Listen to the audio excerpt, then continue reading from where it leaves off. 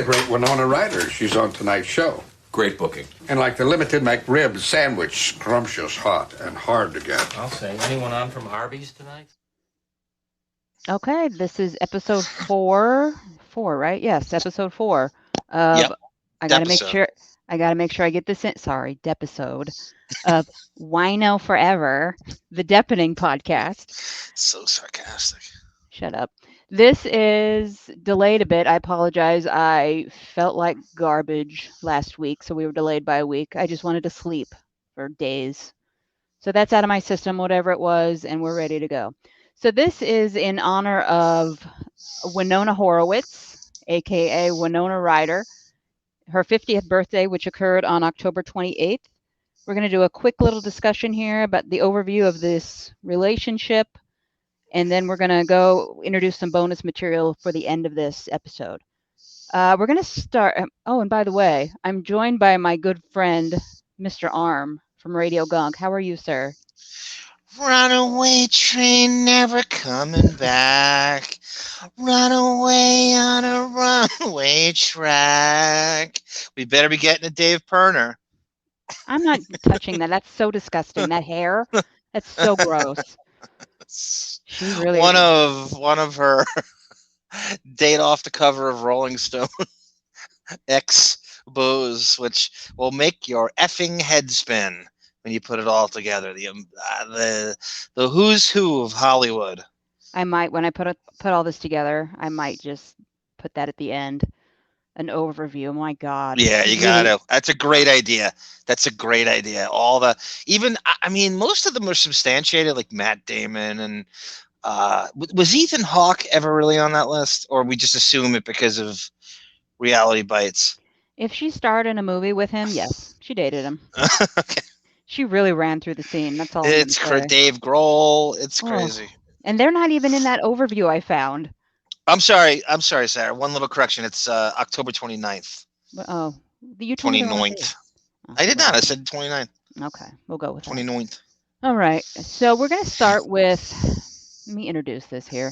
There is, if you're listening to this, you probably already know what this website is. It's Crazy Days and Nights, which is a gossip site, basically, run by, I think he's an entertainment lawyer. He goes by NT. Yeah, he's going to be narrating this. It has a little bit of fame. There is, I guess you'd call him a reporter or a blogger for that site named Him. I think it's HIMM. That's rumored to be Robert Downey Jr. Who knows? No. Yeah. Yeah, that ran wild. That rumor, the Dan Schneider stuff, and I think that was just the Schneider stuff, I believe, is a lot of it, but I'm talking about the fact that was Robert Downey Jr. that reported on that. It doesn't make any sense why someone of his Hollywood status would care about Nickelodeon, or you know what I mean? Like I could never understand that one. Some shit I believe, some stuff seems fantastical. That's just a weird. I don't know how that ran wild that he's him. I agree with you. There's always a conspiracy theory. And back when this came out, there were so many Hollywood conspiracies going around. Just got too much at stake in the Marvel Cinematic Universe. I agree. What this is, the website, they kind of butter their bread with blind items, which I put zero faith in usually, because it's some of them we've found come true a lot. What would you say, 5%? I don't know. You read it every day. No, I don't. A lot of the Depp stuff had come to fruition. Weren't they all over the succubus before it really hit? Well, what you're going to hear, this is so over the top. This is taken from, I had a subscription to that podcast a few years back. This is a blind item. I think he says it here, but it's from 2017. It's taken from a 3-part Depp series that he did, and we're going to pull more from that in the future on future episodes. Which is really the first, when you sent me that to look over, and it's been a little while since I've listened to it. It was the first time. It's the most negative gossip or I've ever seen on Depp collectively, like a smear campaign almost. Crazy shit, like and it sounds like this guy has an axe to grind. almost like Depp just rejected him in a meeting of some kind, where maybe he went to be his entertainment lawyer and he shoot him away. I don't know. But this guy sounds like he's a total axe to grind. Maybe he was at that meeting where Depp demanded $20 million. I'm joking. Oh, the Tracy Jacobs, UTA meeting. Could be. That's not ridiculous. Or he knows Tracy Jacobs. Who knows? So a little. I guess we could do the overview here, but I'm going to play this first, and we can. If you want to pause, of course, you know the drill. Just tell me to pause, and I will. Yep. Okay. But this is vile. Oh, and a warning. I am boring. This guy, you may fall asleep. You're not though. Stop. This guy will put even me to sleep. So, yeah. All right, let's go. So, what happens when a teenager hooks up with an older guy who's a... Yep. Stop. I'm bored. I'm tapped out. I know. I I'm just kidding. All right. Violent drunk. Well, wouldn't you know there's a blind item? And I don't think it's ever been revealed before. And I debated. Sure you did. You love this. Yeah. So you imagine now you can see why Depp probably shot him down in a meeting. Mm-hmm. How boring this motherfucker is. Imagine this guy representing you in court. Yeah. The judge is falling asleep. The jury's falling asleep. Get some energy. Hit the punchlines. Do something. Yeah. Soporific bastard. I would listen to this podcast on my lunch break, and I remember sitting there in the car on a rainy day listening to this guy. I don't know how I made it into work for the second half of the day. You're in the Michael Stipe REM cycle. Oh, falling asleep at the wheel. Oh, God. Imagine taking a long trip that you overnights, and you're at 3 a.m. and you're in Wisconsin somewhere in January. This guy comes on and you dozing off into a cheese field. Hopefully you wake up, but you end up in a ditch. Okay. In Aaron Rodgers' driveway. Oh my God. Okay. I'm waiting until it's up because it's anniversary month in a couple days, so I could put it there. But honestly, it's good enough for Black Friday. But I'm going to go ahead and read it today, and I'm going to use the names of the people rather than, if you go back and look at it, it's from June 23rd, 2017, and it was the big blind that day. It's the one at 10:10 in the morning. This guy makes Dr. Drew look like Sam Kinison. Oh, Dr. Drew, my God, this makes him sound like Richard Simmons. And I'm just going to read it with the people's names. But if you go back and read it, there's a Mr. M, a Miss L, and a Miss C. So I'm just going to go ahead and read them now. And if you'd like to follow at home alone, you can press pause. I will press pause. The subject of this blind is an actress that I consider A-list. If you're a certain age, then you know who she is and probably would call her A-list too. She's pretty low profile, but I think she probably likes it that way. The reason is because she was once involved in a very notorious situation that brought a lot of attention onto her that she did not want. Most people who can remember what went down think they know the whole story. But the thing is, the accepted narrative, there's that word again, is only a tiny piece of the entire situation. I'll call her actress Winona Ryder. Ooh. When she was younger, she was considered one of the most intriguing and talented people of her generation. She hung around a group of other very young and dynamic people of similar ages who were really enjoying themselves during those times. Winona? I apologize for pausing. Stop when you want. That's what we do. I put this quote here because what you're about to hear is so vile. That's nice, fine. I have to say he's right about the word narrative.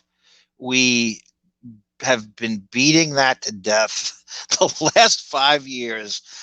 I think narrative might be the most overused word in the lexicon. I do it as guilty as anybody, but he's right about that. Mm-hmm. I'm going to read this real quick. I would die for her. I love her so much. I don't know what I would do without her. She's just going through a lot right now. I don't know what he's referring to there.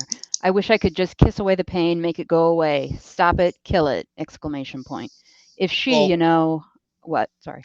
No, I was going to say, we were saying, is that the Godfather 3 bedridden Winona Oh, maybe hospitalization? this is from '89. So Yeah, that's exactly when that okay. was.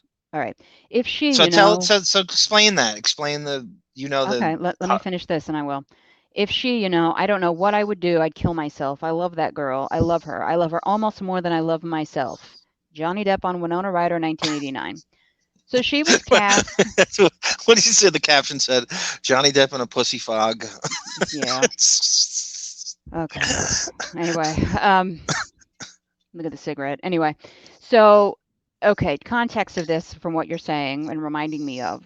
She was cast to be, oh God, what was that character's name? In The Godfather 3, the daughter. Sofia Coppola played, yeah. Yeah, I can't think of the name. Anyway, so she came down with a horrible illness. I don't know if it was the flu, pneumonia, something in along those lines. Bronchial.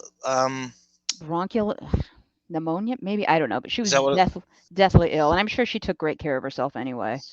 Chain smoking. Yeah, breathing in his cigarette constantly. She probably did the same. So she got the role, but she had to turn it down, and along comes Sofia Coppola, the worst part of a horrible movie. Good director, though. And I think not being able to do that movie at the time threw her into a depression, which I think she already suffered from. So this is what he's referring to. Pretty sure. Thank you for reminding me. Good theory, Dr. Sarah. You're the one who brought it up. I think it did. Well, I'm just saying the mental illness part of it. She's definitely prone to bipolarization and depression and stuff. And when she does Girl Interrupted, she tries to tackle it head on. Somewhere but that actually backfired too, because what the rumor is that she was fairly jealous that Angelina Jolie got all the attention from that movie for stealing the movie. Mm-hmm. I believe that. Yeah, I do too. Who would have expected that to happen? You know. So, lost my train of thought, of course. So we'll continue with this. Eventually entered into a relationship with an uber famous man who I'll call Johnny Depp. They had appeared to be very serious about one another for quite a while, until a very disturbing incident occurred. Winona was collateral damage in that situation in terms of everything that took place. The sad truth is that Winona was actually herself a victim of relationship violence that at times was so severe that she required hospitalization. I don't buy this at all. She's such a precious little waif that if everything doesn't completely go her way in every way, shape, and form, she's hospitalized. She's had a nice, charmed little teenage acting life. She doesn't really know the word no. She's at the top of her industry. She gets all the best offers. You know what I mean? Like when someone doesn't hear the word no, if everything is not completely, sweepingly, glowingly in your favor all the time, every time, you freak out. Well, he's saying in this, Johnny Depp was so violent toward her, she was hospitalized numerous occasions. I don't buy that whatsoever. I don't sense that. Of course, I don't know everything about what they were doing. She's always been kind of the martyr waif professional victim in a way. Even during the shoplifting thing, you kind of she was trying to spin it to feel that she's somehow a victim of a conspiracy. Yeah, I have him commenting on her shoplifting too. Yeah, that's good. You did a great job, by the way, what you gathered and compiled. I wish I could get more. It's hard to get video footage of them 30 years later. It's disappearing. I know I'm probably the only person that's looked for it in the last 5 years. Well, that's what we were saying. Could you imagine the footage and shit you would have today? Yeah. If they were a couple, even 10 years ago, 15 years ago, where the internet was finally rocking and rolling and people were compiling and gathering stuff. It is very, very difficult to find footage of them together in live action speaking. Mm-hmm. Not Edward Scissorhands. I'm talking about like in an interview setting where you kind of if they're at a premiere, it's very, very quick and they're running away from the camera and with a quick burst of quotes or lack thereof. All right, let's get through this boring guy. Even years later, she has serious residual trauma from her past situation that almost no one knows about. This violence escalated after the above-mentioned incident occurred. Winona was also subjected to physical and emotional intimidation to prevent her from talking about things she had seen and witnessed in her situation. She was essentially silenced by threats and kept quiet out of fear for years. Anyway, fast forward to now. Winona's kept her mouth shut for a very long time, but has received extensive treatment for trauma and PTSD-type problems. It's taken Okay, I'm pausing. So I believe her issues stem more from what may have happened to her on movie sets as a young child. I still don't buy, and call this fan wanking, I still don't buy that he beat her so badly and emotionally tortured her to an extent where she had to be institutionalized, and she still suffers the effects from that relationship today. A lot of their breakup is it's all over the place. The rumors of who dumped who, and I've heard so many different versions, and it's mutual. Is it ever mutual? Is it ever really mutual? And he went on a downward spiral through the filming of Gilbert Grape into an abyss of whatever drug he can get his hands on. And you can see, I mean, he looks so sickly during that movie. He's very pale and just gray. So pale. Maybe the horrible dye job on his hair. I don't know. Okay. I disagree with the story behind that. He based the look of that character on a Miramar, Florida buddy of his named Bones. So apparently this guy Bones, had some Florida trash, the hair and the snaggle teeth and everything. So some dude named Bones. You hear Bert Kreischer knew somebody in Florida that lost their tongue. He knew 2 people. By the way, just a little off track.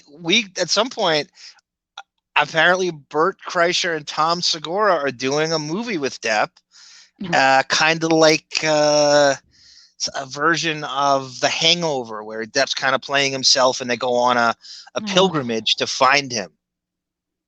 I think that was green. Doug Stanhope set that whole thing up. He did. I can't sit through that. Oh, you'll watch it. So will I. No, I will. Okay, we're almost done with this guy. Who are you kidding? a long time to heal, and she's been fortunate that she has had good psychological care and support from her loved ones. Again, virtually no one knows that she has had any of these problems. She's been very good at hiding it.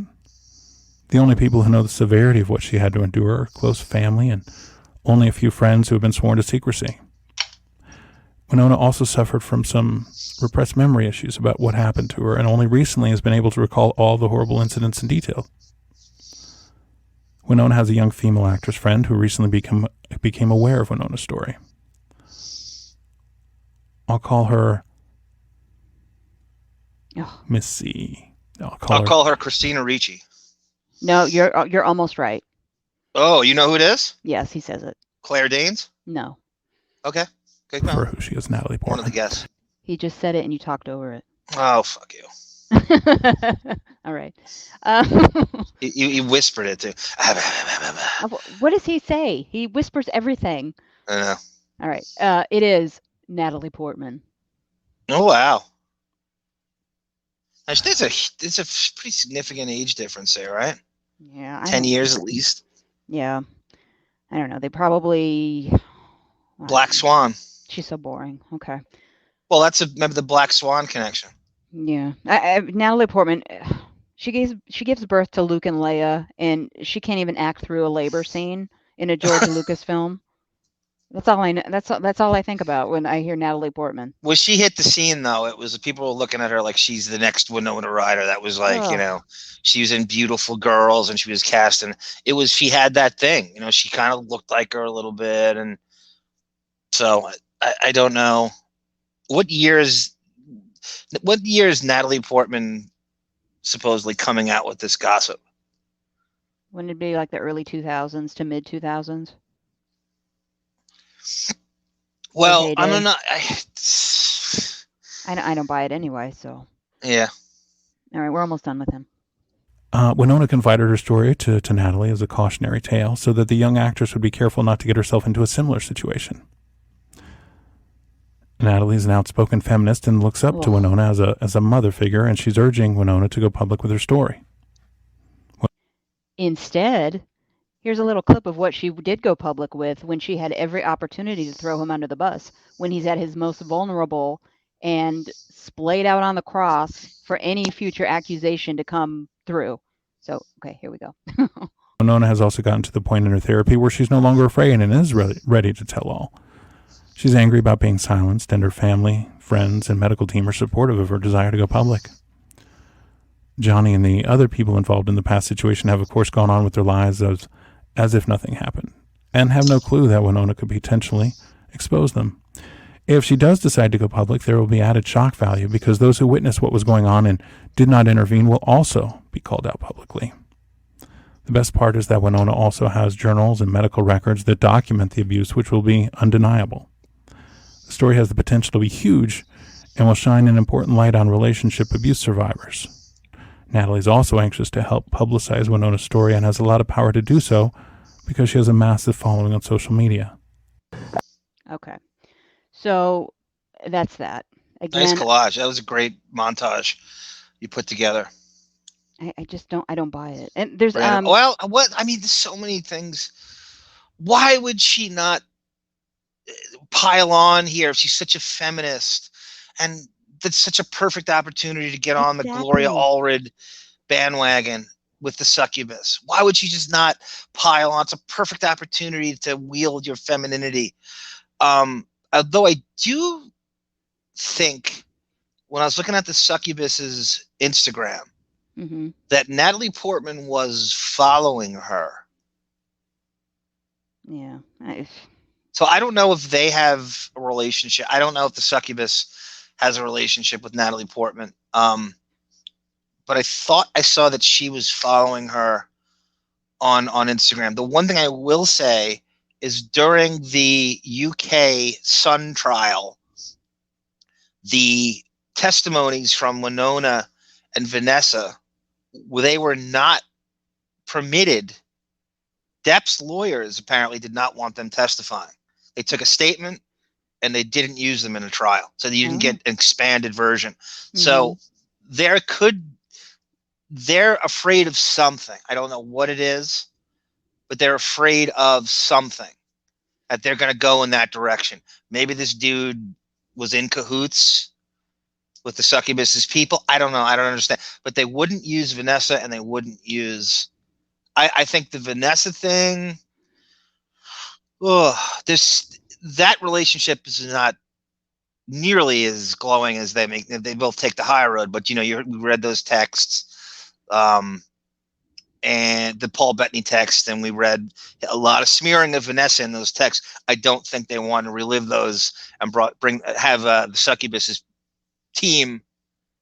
I mean, they didn't. It's really the Sun's lawyers. We act like it's Amber, but it's the Sun. She was a witness. She's a witness, right? It's like it's her trial, but it's the Sun, the newspaper.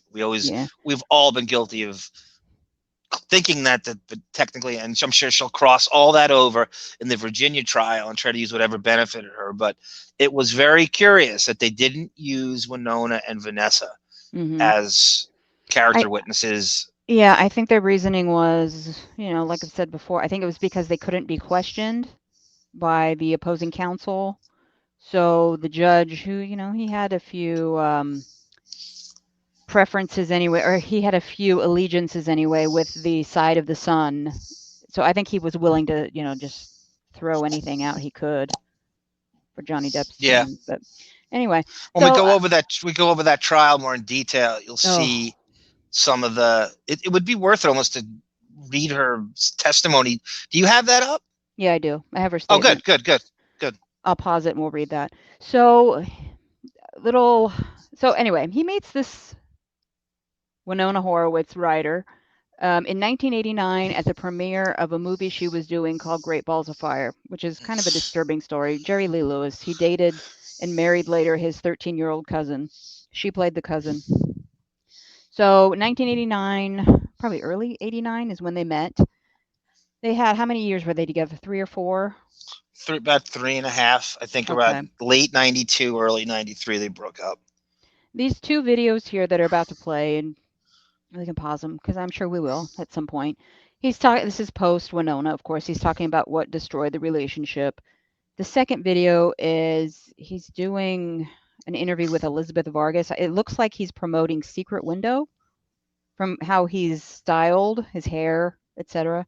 And that little sorry, I shouldn't say that. The little mustache that he's got. Did you say So Dirty Sanchez? I was about to. Well, he says Dirty Sanchez. You'll see in the Oh, okay, then it's fine. the Rolling Stone article, there was a big little excerpt about his obsession with Dirty Sanchez's. Ugh, I don't need to know that about him. I swear to God, it's really strange you said that. Ugh, don't ever Google that. Just my advice. I And here he vile. is. Here he is with his cigarette. Here we go. But what are you talking? Wait, I'm sorry. Stop it for a second. I did. Are you talking about this interview in Secret Window? No, it's the next one. Oh, okay, There's this two is videos. Jonathan Ross. This came out. I remember this well. This came. It was an interview. VH1 had an interview, one-on-one interview show with this guy Jonathan Ross from England. Apparently, he's big in England. I think he's a comedian, talk show host. He's a pretty big talk show there. And they tried to export him to America briefly, and it doesn't quite work. And he has some relationship with Depp because we should do that. You didn't watch it yet, but he does an interview with Depp where they drive around L.A. I in a showed a little bit of convertible. it in part Okay, 2. it's fascinating. I put it together and I connected all the parts, and it's fascinating. It's that time where he's not doing anything. So it's like post Scissorhands and pre Benny and June, and he's kind of trying to, he's tooling around LA and he's playing music, hanging out with his friends, carefully choosing scripts. I think that movie Arizona Dream was kind of filmed in and around that, and the Tom Petty Into the Great Wide Open video was also shot. He was kind of doing little drop-ins, but it was a weird 2-year period where he wasn't doing much, and that's from about 91 to 93. Okay. And that's when that interview took place. And this is a VH1 series that came out, and I think it lasted one season, and it was like maybe 13 episodes. And it was a half-hour one-on-one interview they did. It was like Depp, Hulk Hogan, a few other people. I remember vividly this came out on Christmas Day, 93. Do you remember, speaking of VH1, do you remember this logo here underneath his hand? Their old logo. I've been obsessed. Yeah, of course. I've been obsessed with it for 28 years. The little notches in the letters and the cool. one. I think they were going for like a Van Halen knockoff thing. That has been seared into my brain, that little logo. I don't know why. I'm insane.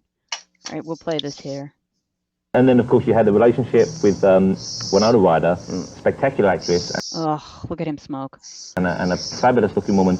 And this was made to be incredibly public. And I wondered whether that was something which you had anticipated or whether that took you by surprise and made you unhappy. Well, I just didn't... what happened was, here I met this girl and we get together and we like each other and we fall in love and bing, we're together and it's official. And then the next thing you know, it just becomes... That becomes the focus of the press and of people, and people are more concerned about your relationship than they are about the work that you're doing. So it doesn't become about the work anymore. It becomes about who you're hanging out with and how many times a day you hang out with them. Become horizontal, I get horizontal with him, even with a cigarette. With Jonathan Ross? Oh, yeah, of course. Johnny Depp. Look at Jonathan Ross. That's that Austin I Powers thought you love accent. this. Don't you love this thing? I mean, it's such a cliche, but I mean, actors complaining about the media, all of the attention they get as a couple. It's like then don't date A-list actresses. Then you know how many options this guy has. How many chicks throw themselves at him all over the place. You can't meet a cute production assistant or a cam operator or assistant director on anything. It's got to be the actress and you know what I mean? Mm-hmm. You're begging for it, and you know it. This is back in a day, though, too. I mean, in his defense, you had probably, I hate even the term paparazzi, but you had them probably standing there literally with a camera outside their living room window taking pictures. This was before, anti-paparazzi stalking laws were enacted in LA or wherever they were. Well, also, too, the more mysterious those two were, the more interest they generated from them because they became tough to get. He was not an easy interview back then. He's way more press friendly now. When in the 90s, he was tough to get Not impossible. He would do stuff. She's way tougher than he is. In fact, Larry Sanders Show did a spoof on that. She agreed to do. Damn, I wish we could have. Maybe we could play the audio of that at the end. Okay. Artie, the producer on Larry Sanders, Artie gives the news to Gary Shandling, Larry Sanders, that they booked Winona Ryder, and he goes, Larry, I have great news for you. We've booked Winona Ryder, and like the McRib at McDonald's, scrumptious but hard to get. Something like that. Goes something like that. But it was a take on how mysteriously difficult she is to get an interview with back then in a traditional talk show setting. I've got a few audio pieces I'm going to play that I couldn't fit into this video. One is going to be everybody's favorite gossip columnist and Trump friend, AJ Benza, discussing Johnny Depp. And what else? Anyway, huge fan too. Oh yeah. I was thinking last night when I put that together, we should have AJ on and have him talk Depp. I'm not kidding. You know, he'll give you anything you want, and we have a radio gunk pre-existing relationship with him. I think he would expound further of what he knows. By the way, I want to say we have 150 subscribers now. I was happy to have 5. So 150, that's amazing. And I can't imagine anymore for, the topic that we're covering. Every subscriber, thank you very much. I appreciate it. Oh, yeah. And again, chime in with any questions you might have. We're going to start doing like answering emails or tweets or questions you have about him. I've always, give me a little time to digest something. I can go nuts on anything you say in regards to Mr. John Christopher Depp II. But whatever it is, I don't care what it is. I don't care what rumors, whatever. Yeah. Negative. I was an idiot. Well, not really an idiot, but I was presumptuous, and I snagged an email address. It's just thedeppening@gmail.com. Send them there, or post a comment in any one of the videos, and we will read it on the next podcast. Get back to you. If we don't get any, I'll just make some up and pretend we did. Okay. We should make up our own question. I want to make or steal questions from somewhere that aren't answered or something. Respond to tweets that aren't addressed to us. Yeah. Look how cute he is. Do you agree? Look how handsome this man is. Jonathan Ross? Yes. I remember thinking he just turned 30 here. And I remember thinking, like, I can't believe this guy could. Well, no, but at the time it was crazy to think of him as 30. Because he did sort of Peter Pan complex, or the kind of forever young Tom Hansen, undercover in high school till he's 75 years old. And I just couldn't. The big fat 3-0 freaked me out. You're like, that'll never happen. Now he's 58. I know. I'd suck that mustache right off his face. Anyway, okay. So you're Johnny the succubus. Depp. I know. I will be if he wants me to be. All right, here we go. Have you ever spoken to Winona? Okay, so this Terry, see what I mean? He can get any chick he wants. You're all over him during this thing, and you've played 20 seconds of it. He doesn't have to date the A-list star that co-stars in the movie. No. I will cook him macaroni and cheese. She won't. I know. She doesn't know. I don't think she can microwave a burrito. I will cook him macaroni and cheese while I rub his feet, like she was doing for him. And I will clip his toenails. Wow. I will rub lotion into his feet. I will... anything he needed me to do. Will you pre-distress his boots for him? Become that way. I don't need to do that. That's why they're $5,000. And... he's not digging a ditch, he buys them. He buys them that way. Okay, so context for this video, like I said before, this is Elizabeth Vargas. You tell me, this looks like it's for Secret Window. No, the picture we're looking at? No, the interview. Oh, okay. He's about to be shown, because Elizabeth Vargas needs to get her mug in there. He is slipped a question about Winona Ryder, and this is right after her, I believe, her shoplifting. The security footage of her shoplifting trip. Winona, especially in light of her recent controversies? No, I haven't talked to Winona for a while, and I don't know. You know that? I mean, the way they dragged her through the, I would say mud, but in fact it was like broken glass. Must be hard, though, to see somebody you basically care about go through a difficult time like that. That condescending. Yeah, but I mean, I know. You basically care about. She got the way she just. How hard is that? Yeah, to basically see someone you care about drag through the mud. Don't you like me better than her right now? You know, with him too, that video, I had to turn that volume up to 500. Yeah. To even, I don't even know if it's loud enough still. No, I can hear it. Okay. I can. I mean, the accent's getting a little more affected. By the way, you're right. I mean, he's filming Secret Window with that look. He's got the Cobain glasses look, and I think he's promoting Pirates while he's in the Secret Window look. Okay.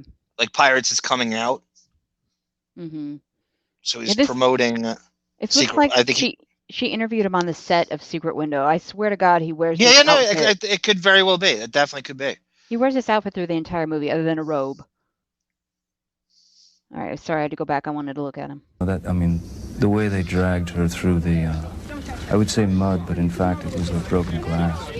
must be hard, though, to see somebody you basically care about go through a difficult time like that. That. Yeah, but I mean, she's a good kid. You know, she's also a very strong spirit. She'll make her way through it.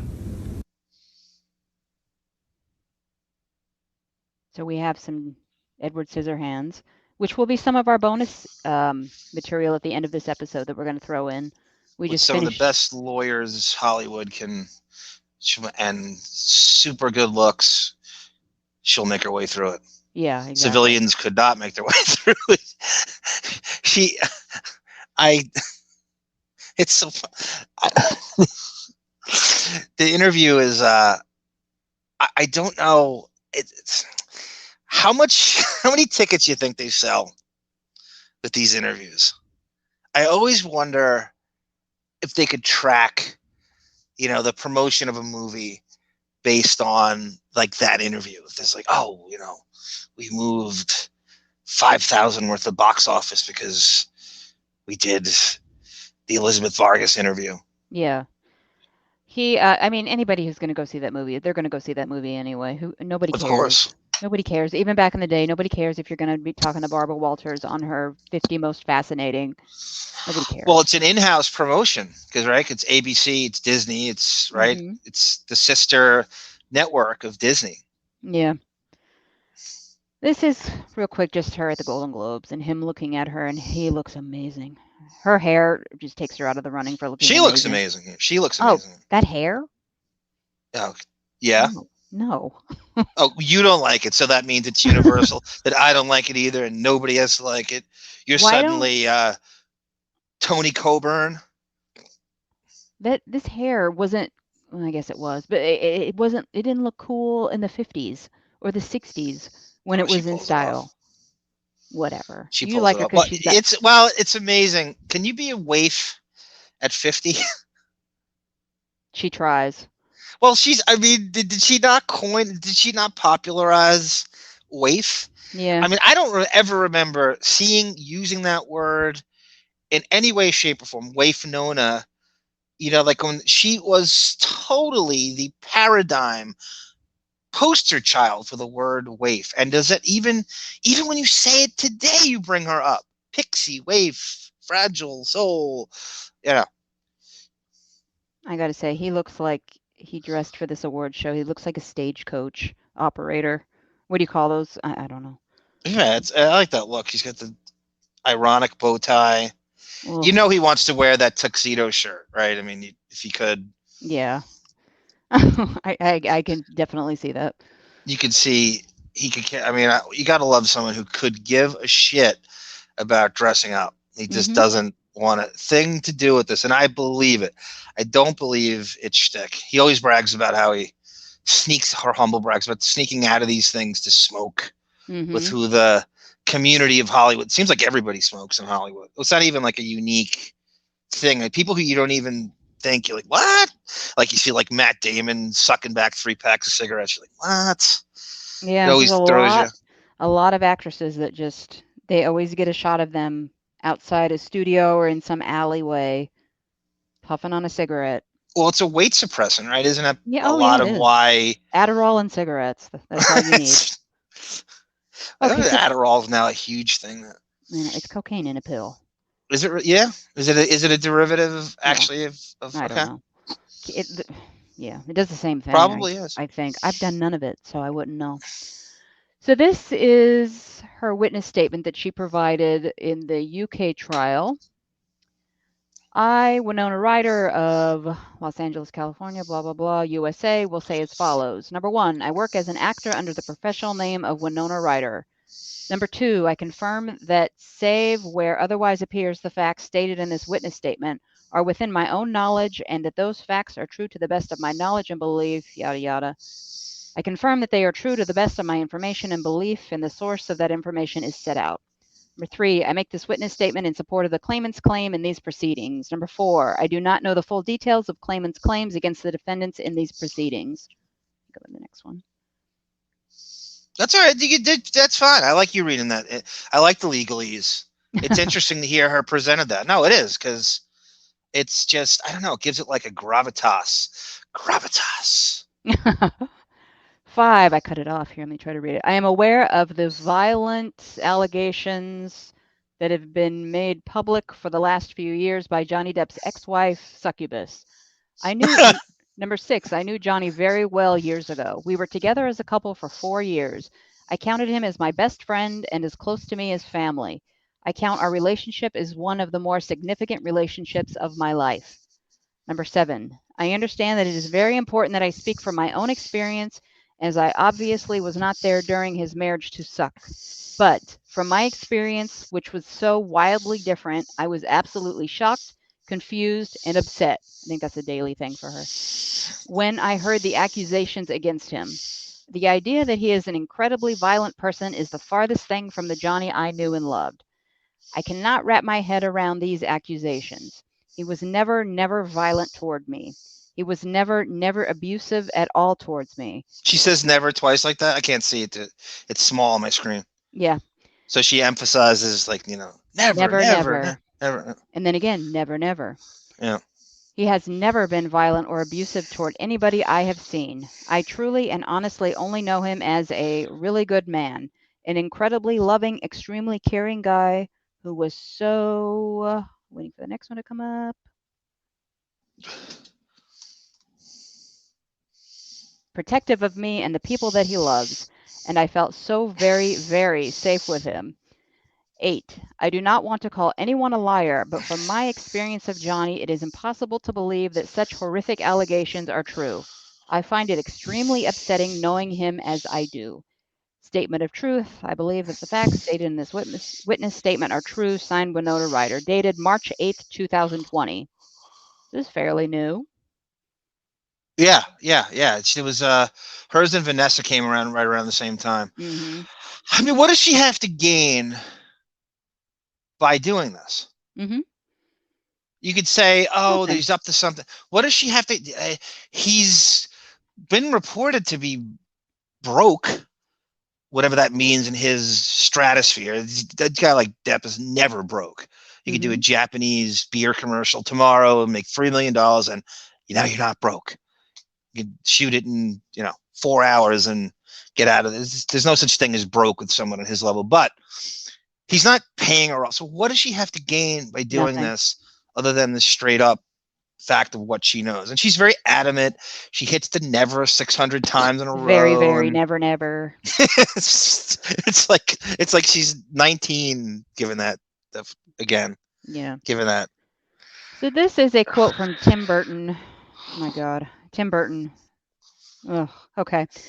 This is about Johnny coming to the set after the split in 93. So the split in 93 was during the filming of Ed Wood, my favorite movie, and there were days he would come crying. I felt so bad. I asked him why it happened, but all he said was, it wasn't her fault, it was mine. And when he met Kate in January of 94, Kate Moss, it wasn't the same as Winona. I felt weird to be around him, like he wasn't acting like Johnny anymore. It's almost like Winona took Johnny's soul, Johnny's love. Tim Burton.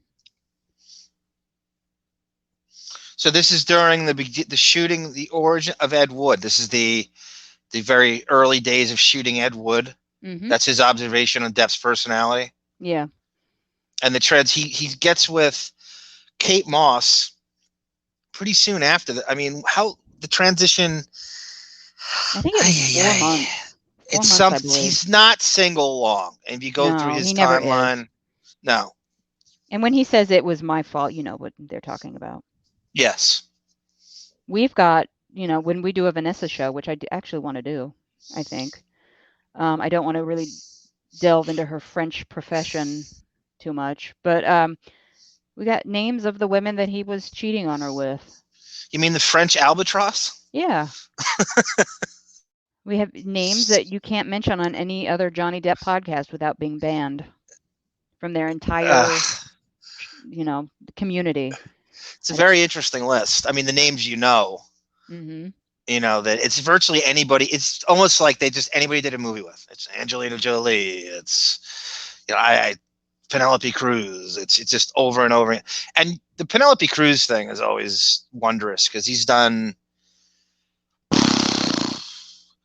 Blow, Pirates, cameo, and something else. So yeah, they've been around. They're supposedly really good friends. It's very hard to believe nothing happened with them on Blow. Mm-hmm. What is this? She's almost like the South American Winona Ryder in a way that she's been linked to every Spanish actor at some point or another, and Tom Cruise, and over again. So yeah, reading. So like I said, she, that testimony, that's all Depp's team wanted. Mm-hmm. They did not agree to have her be examined by the succubus's people. So that they didn't want to go any further. They're scared of something, and I'm not sure what. Mm-hmm. And I don't know if Winona's not. I think she would do it, but I don't think she's like, well, please put me. I need to testify. I'll eat those lawyers up. I'll say what I don't see her pining to do that. I think she comes out of the house once a year to do Stranger Things. And that's all she needs to do. That's all she wants to do. I always thought she had like this great life, like just all through the 90s. You're so right. She would come out of hiding and do something and go this huge New York apartment and order takeout and have alcohol brought to her, and she's just listening to whatever the flavor of the month alternative band is, and come out. You just never. It always seemed like she had a great way to dodge full-blown Hollywood. Mm-hmm.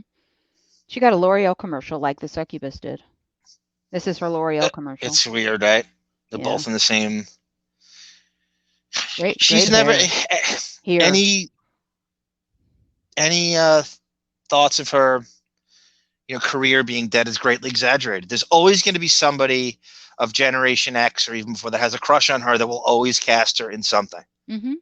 Whether it's nostalgic or ironic, she will always work. There's always going to be some horny producer or director that's had a crush on her since God knows when and will put her in something. Stranger Things is wildly successful.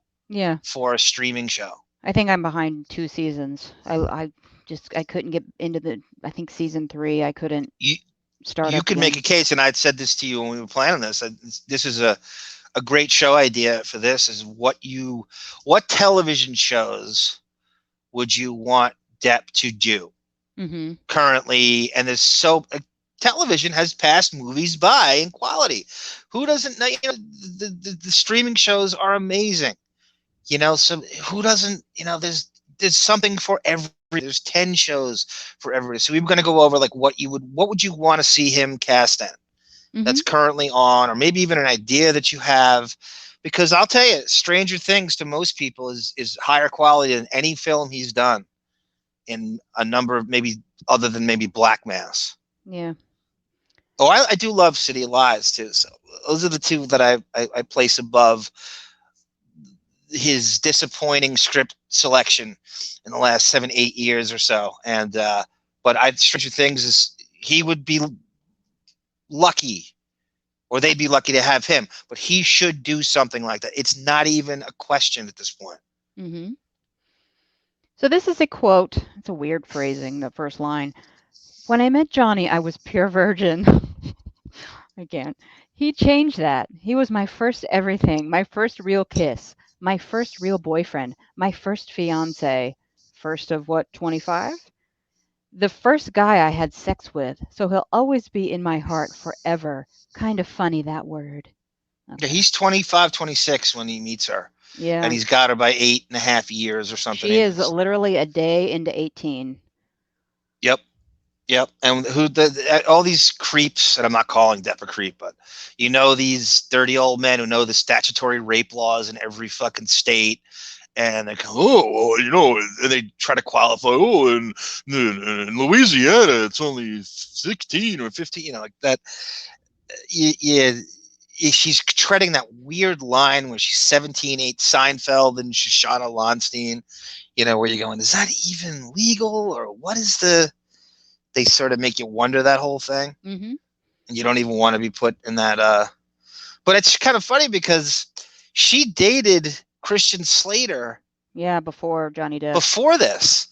So she's still a virgin. And I think that's one of the things. I told you that story. It's just really quick. Christian Slater, I remember I'll never forget this. I was reading an interview with him. And Depp was pretty beloved at this point. He was really the paradigm of artiste, actor, doing what he wants, independent films, left turn actor. He's the leading man. We all know a character actor trapped in a leading man's body. And he's every young Hollywood's kind of vision of what you want to be if you're a true artist. So they're interviewing Christian Slater. I can't remember what he was promoting, but I remember I think it was one of those sprawling premiere magazine interviews, where back then, before the internet, I was a total magazine whore. I would just read everything, Movie Line, Premiere. If there was an interview in I literally read Playboy for the articles, and it could have been Playboy, it could have been whatever, Entertainment Weekly, but it was an interview with Christian Slater, and they're doing the Hollywood name drop to him. So they're going through the list of young actors and who his peers are and shit. And they bring up, this is probably 95, 94. And they get to Depp, and the only negative thing Christian Slater says to all the people that he's asked about, they get to Depp, and he goes, you know what? I don't think about Johnny Depp at all. He's just nothing I think about. Yeah, sure. I have no thoughts. And so you're immediately going, oh, I guess he stole Winona Ryder from him in 89. Post Heathers, but I also heard a rumor that Christian Slater had been promised Ed Wood. Oh, another sad. And you could see, and as soon as Depp became available, he had Burton and him have that simpatico. They bumped. The agents never got the people. Burton's people never got back to Slater, and they said, "Nah, thanks, we got Depp." So, but you could see, like, Christian Slater's almost his just everyday personality is almost similar to what Ed Wood is. Mm-hmm. Can you see that a little bit? Him just playing himself in that? I can see pieces of his Pump Up the Volume performance in Ed Wood, I think. It's kind of a stretch. It's kind of a stretch, though, for me. I don't know. I see Johnny Depp as Ed Wood, and that's it. I know what you're saying. Of course you do. Of course you do. I'm just saying. I'm Christian Slater's not exactly. Christian Slater is no Johnny Depp in many ways, but he's not exactly a chameleon. He plays young, baby Jack Nicholson in every fucking thing he does, and I think that's what he tried to bring. If he had an audition for Ed Wood, mm-hmm. And he was a big name at the time. If his character in Pump Up the Volume had a baby with his character in Untamed Heart. The character who's searching, it's a very sensitive. I remember that. I saw it in the theater. How yeah. Gross. His character is on a mission to find a baboon's heart because. By the way, another movie Depp turned down. Yet another. Are you really? Yeah, I swear to God. That was one of the master list of movies he turned down. With Marissa Tomei and Rosie Perez, set in Minnesota. Yeah. Minnesota. He dies at the end, by the way. Okay. Yeah.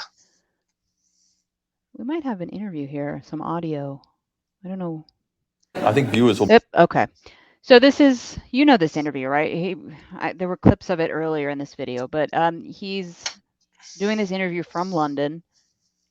I had to get some cigarette comments from him in there, but he then talks about Winona for a smidge, and then he ends it talking about the movie Edward Scissorhands, which will be a nice introduction to our bonus material.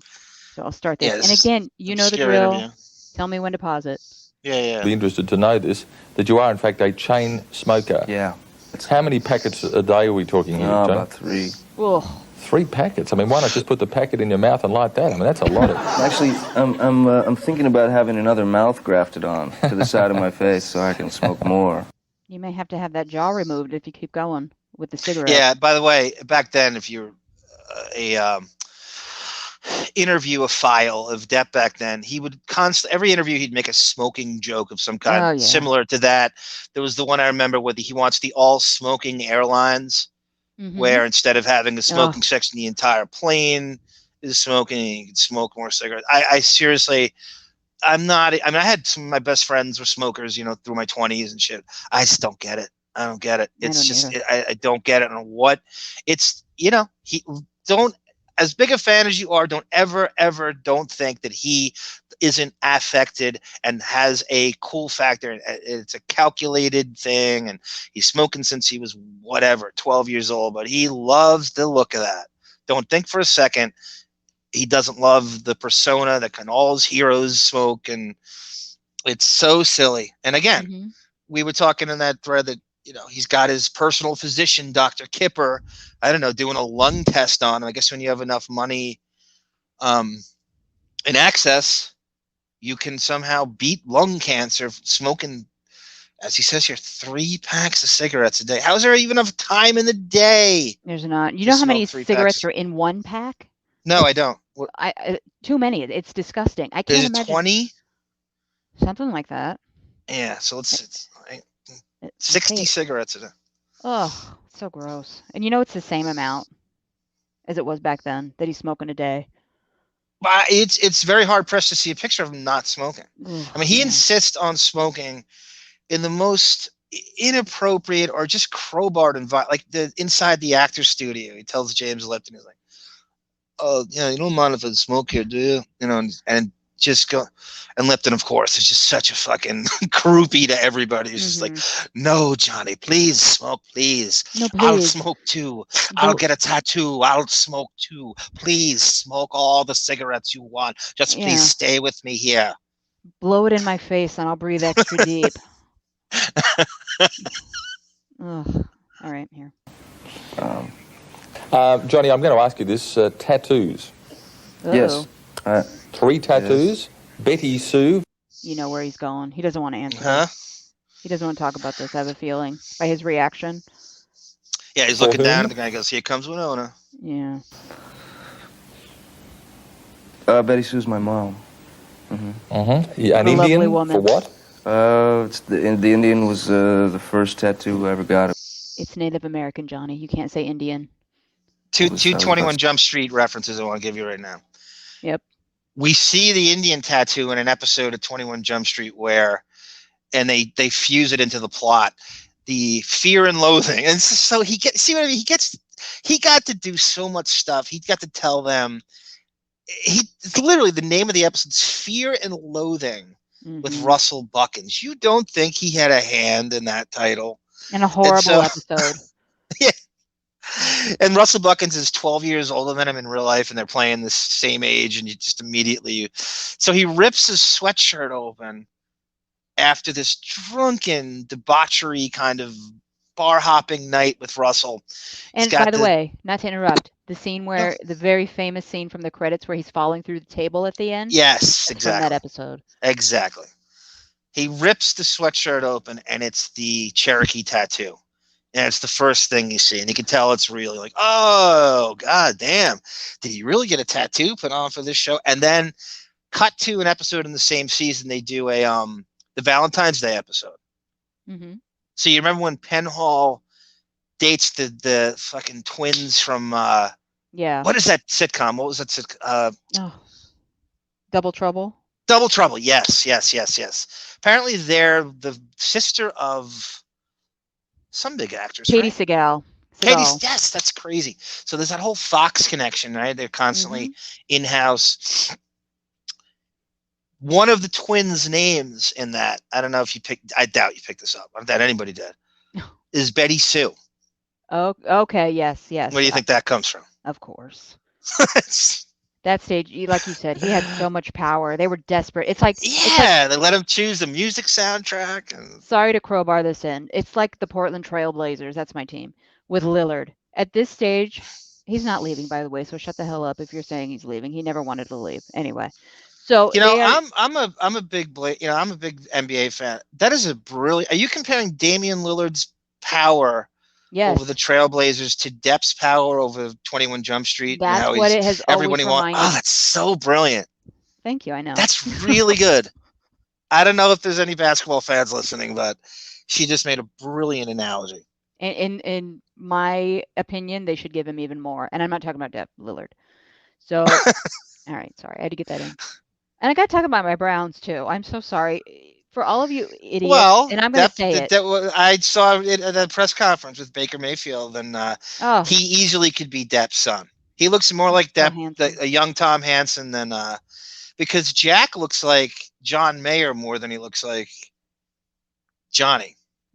I don't think his kids look anything like him. They have that mother's huge head. I mean, I want to see Baker Mayfield turn to acting. Yeah. Full time and play Depp's son. I really do. Mm-hmm. Yeah. Anyway, I hope they win tomorrow. That's all I got to say. I'll end that. I think they will. I think it's a great game, though. I think it's the best game on the schedule. Yeah. That AFC North is fascinating, endlessly fascinating for years. The best division in pro sports. OBJ, the cancerous locker room presence is gone. They will win. Okay. All right. Here we go. Sorry. Did you say this was a Johnny Depp podcast? All right. Yeah. Okay. Sorry. 17, 18. Just having to do with part of my heritage. There goes that large insect. And you've got Winona Forever. I presume that's Winona Ryder. Is that one still there? Good guess. No. It's no longer there. We've split up. Over. You had the tattoo taken off? No, of course not. I think these things to me, these tattoos, for me are a journal. And as opposed to writing it on a piece of paper, I just took the initiative and put it on skin. So I wear my journal. But even though we're not together anymore, it doesn't take away the honesty of the moment of when I got the tattoo, and it doesn't. So you don't look in the mirror and feel any regrets about having got it in the light of your current situation? Not. I don't regret the tattoo at all. In fact, it's a part of my past, it's part of my history. No regrets? Yeah. No tattoos? How about Slim? Oh, no regrets? Yeah. Now it's I'm sure you don't. Is he not the godfather? I mean, she's the godmother of waif, and he's the godfather of regrettable tattoos. Mm-hmm. I mean, that's the first time, just his whole tattoo saga of just going, man, that's what it's like to get a tattoo you regret. It's over and over again. You go, you better be damn sure. I mean, that is a pussy fog. Yeah. Getting a tattoo 2 weeks after you meet someone, just try to spin it cool, make alterations on. He has that tattoo. I don't know if you know this, Jonathan Shaw. Mm-hmm. He's some Hollywood renegade, crazy tattoo artist that he befriended in the late 80s, and he flies to New York to get specialized tattoos. The guy's just a psychopath. I've seen some of these rants. He's almost like a fucking insurrectionist kind of guy.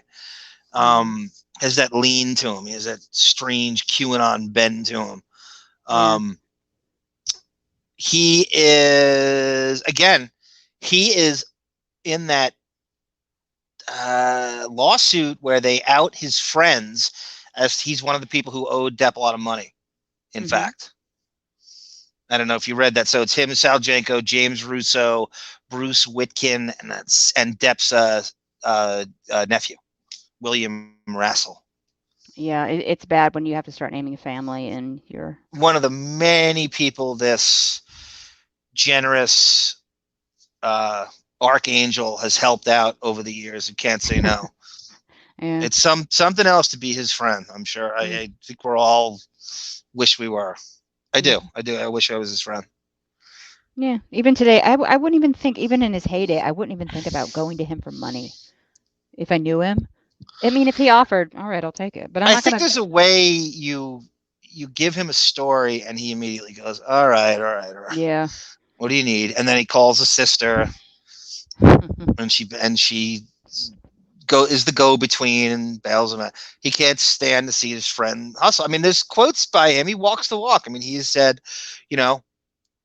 money, just having a lot of money just gives you the power to solve, gives you freedom and throw money at the problem, make everybody's, and to make your friends' lives better. What else is it for? He truly believes. I mean, he's a guy who walks the walk in terms of the guy, I could die tomorrow.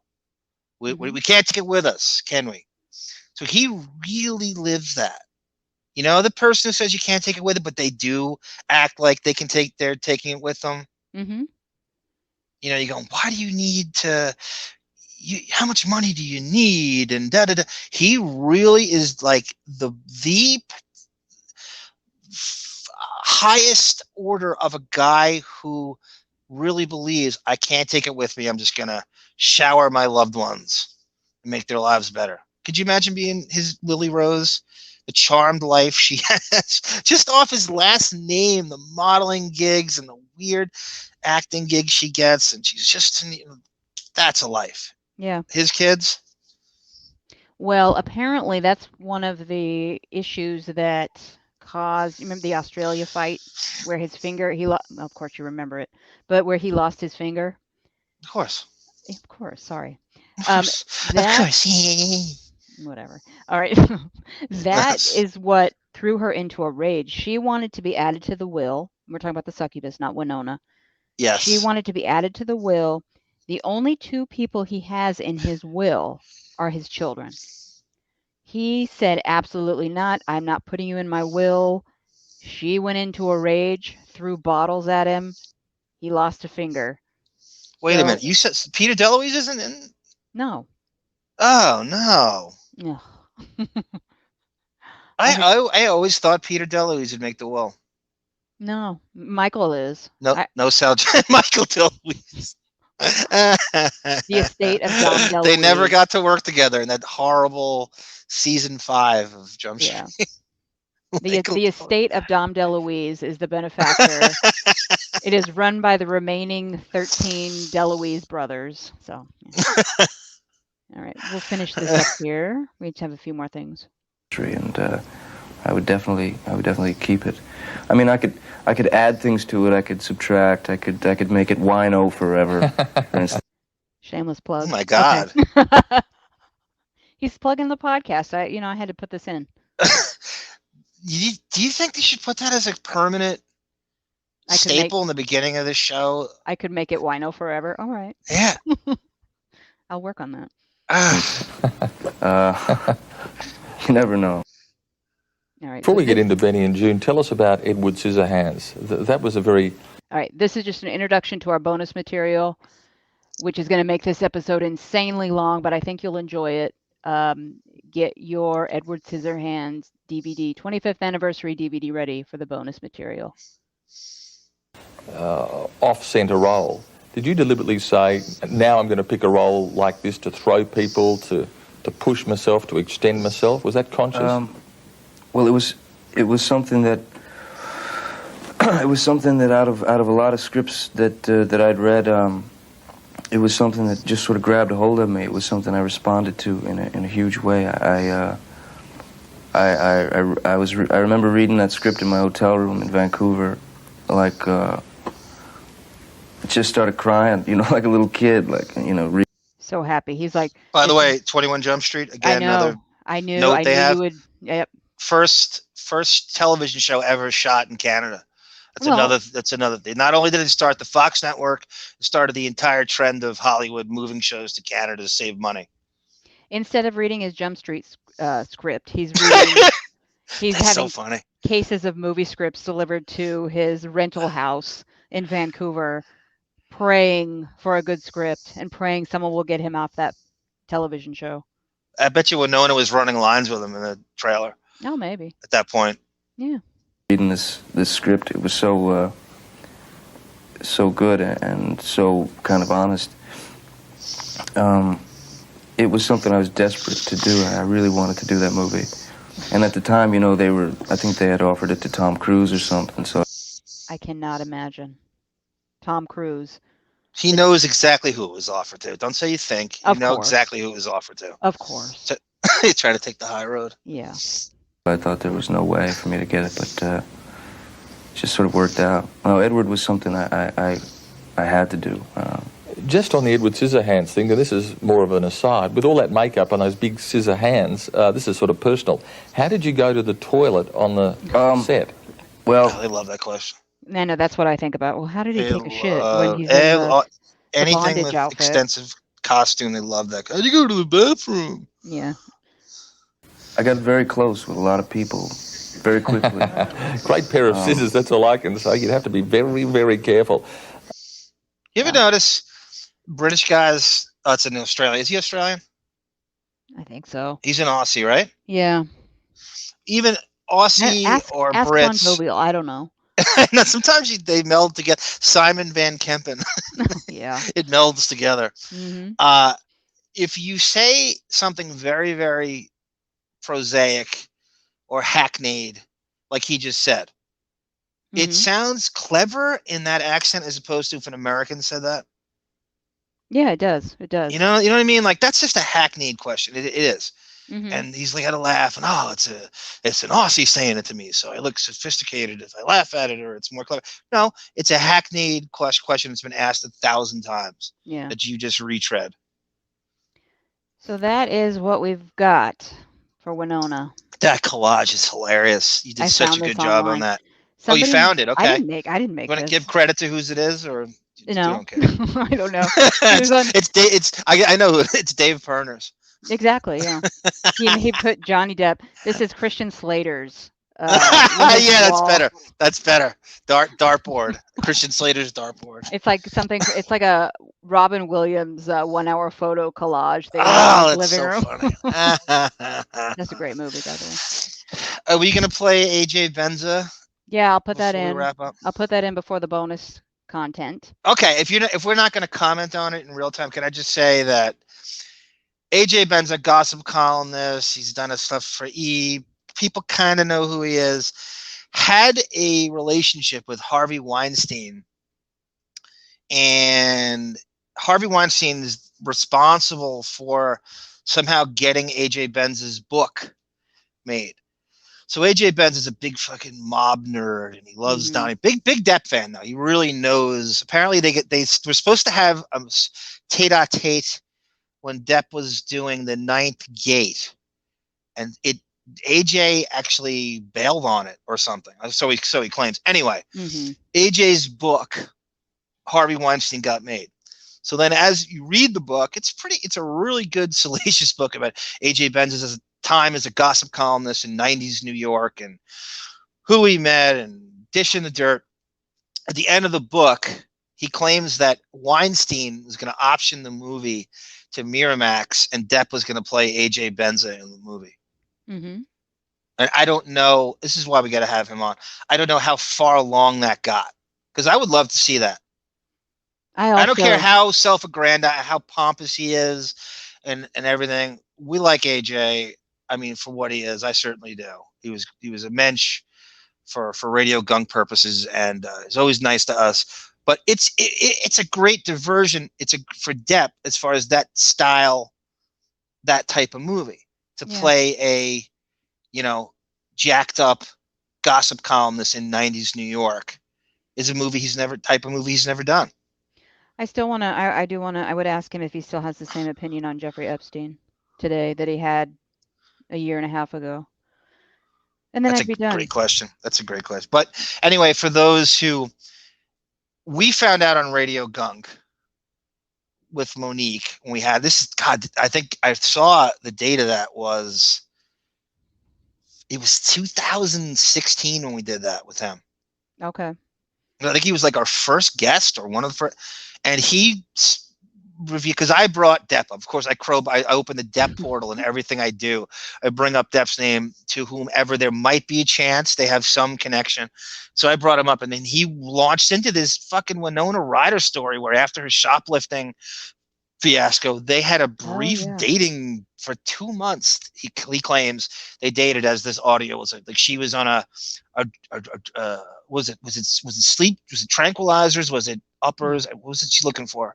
Drug wise, he had some specific drug that a friend of a friend knew he had, and she came over to his place because she knew his roommate, and he was almost like his drug dealer or go-between or middleman. Mm-hmm. And they apparently dated for 2 months, and she made a crack to him that he reminded her of Depp when they dated. This is a weird. If you look at Donnie Brasco and AJ Benza in the 90s, there's a lot of similarities to that. Side by side. I'll go. It's like he's trying to look like him. I think he's trying to look like him. She must have been on some kind of horse tranquilizer to think he. I shouldn't say that. Can you see Depp just playing AJ in the movie, just going, "No, hey, I have one hand on a home keys and the other hand on an egg sandwich. Oh, working for Long Island Newsday. Lisa Stassi. Was it Linda Stassi? We're gonna do it. We need to do a watch along with of Donnie Brasco at some point as well with a special guest. Yeah. Also, Stuttering John for maybe 2 minutes talking about how Johnny the Depp, Viper Room. Yeah, and then I'll cut him off and hang up on him. Oh, when Monique hopefully sits in with us on the Donnie Brasco thing, she will regale you with tales from the original Joe Pistone Motion Lounge social club neighborhood of Greenpoint, Brooklyn. Withers and what's the name of the cross street? Withers is one of the streets, I guess. Anyway, you also have the social club in Donnie Brasco. She actually lived in the neighborhood next to Sonny Black Napolitano, played by Michael Madsen in the movie, who's not a Depp fan, which is bizarre. We'll get to that some other time. We'll play that too. Bizarre audio. So when we do the Donnie Brasco, we'll have the iTie edition of Donnie Brasco. She'll tell us all about the Joe Pistone neighborhood. Yeah. Yeah, sounds good. Where he, like I said, Greenpoint, Brooklyn. Mm-hmm. Withers and Graham. Graham is the street. It's Graham and Withers is the cross street of the social club. We've got that and about 250 other ideas for this podcast. So we have good stuff coming up. Do you have anything else before we end this? No, I'm good. Again, what's the email address for questions or comments to be read? It is thedeppening@gmail.com, or just leave a comment in one of the videos. Or, what's the Twitter? I don't know. I'll post the link in the video. I got mine's ARM34, which is nice and easy to remember. Yeah, mine's not. So I will post everything needed in the information for the episode. I'm off now to go watch, I know you'll probably do the same, the Portland versus Laker game. Go Blazers and go Browns. I'll have my puke bucket ready tomorrow and tonight. I'm going to legally stream. Of course. No, actually, it's on NBA TV. I'll watch it on that. Yeah, I will not, because I don't even get to see the video. So I will be streaming it. What? I know. The blackout. No, Root Sports, which covers Seattle sports. They made an agreement with Jody Allen and the Trailblazers to broadcast all their games, and they have no option to stream it. You have to sign up for DirecTV, and I'm not doing that. That is crazy shit. That sounds like a 1992 cable squabble. That's I can't believe that can still go on. So they're alienating the whole all the Blazer fans. And Now, keep in mind, if there is I guess Seattle has a hockey team called the Seattle Yeah, Kraken. the Kraken. Yeah. If there is a Kraken game going on at the same time as a Blazer game, they will air the Blazer game like at 10 p.m. West Coast time. This never would have happened if the Sonics stayed in Seattle. Exactly. They would never. I think Washington State became Blazer fans by default when Oklahoma City stole the Sonics. Yeah. Lillard is a hero in the entire. He is king of the Northwest Territory. I had a video. You should plug the video you made. No. Maybe I'll put it in here. I don't know. This episode's already going to be 5 hours, so I'll maybe tag it or put it somewhere at the end. So that's what I'm going to be doing, and we will have another episode very soon. I don't know what that topic's going to be. Maybe the Rolling Stone interview. We kind of skipped that one for this to honor Miss Horowitz. Yeah, I mean, that's so much there. AJ, comments on the audio. It's not even from Radio Gunk. I had to find something else just to be quick. He talks about what precipitated the Depp talk was the Rolling Stone interview, and he gives a nice. I don't know if you want to play that whole thing. It's long. Oh, you're just going to play the Winona part. But in the beginning of that clip I sent you, he goes into the Rolling Stone piece, and he's agape and punch drunk from it, like we all were when we originally read it. Okay. Yeah, I'm going to be putting everything together at 4:00 tomorrow morning. So just send me what I need to add, and I will get that done. So anyway, let's wrap it up. We've got things to do. So. All right, Sarah. All right. Good job. Everybody. We'll see you next time. Thank you, folks. All right. Have a good night. Depp heads. Okay, sir. So do you have any last words? Yeah, as a matter of fact, I think you should say for Winona's 50th birthday party, I think I'll do a scene from Girl Interrupted. She wasn't in. And then I will segue into a song. I hope we all remember this. I love to sing it. One more step and I'll jam this into my aorta. Honey child, your aorta is in your chest. And would you join me in singing Winona a happy birthday? No. I'm going to have you do that? Yes. Daria, come on. Okay. Hey, I learned as a child I don't sing happy birthday out loud. And I'll never see Winona, and I'll never see my girl again. Happy birthday to you. Happy birthday to you.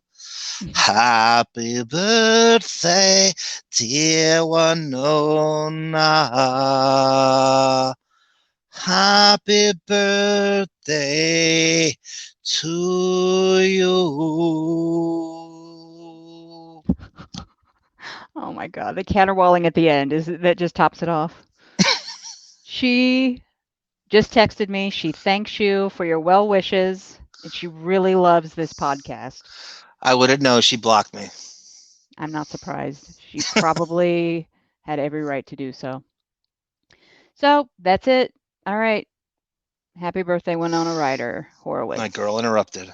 Oh, shut up. You just like her cans. She shoplifted my heart. Oh, God. All right. Goodbye.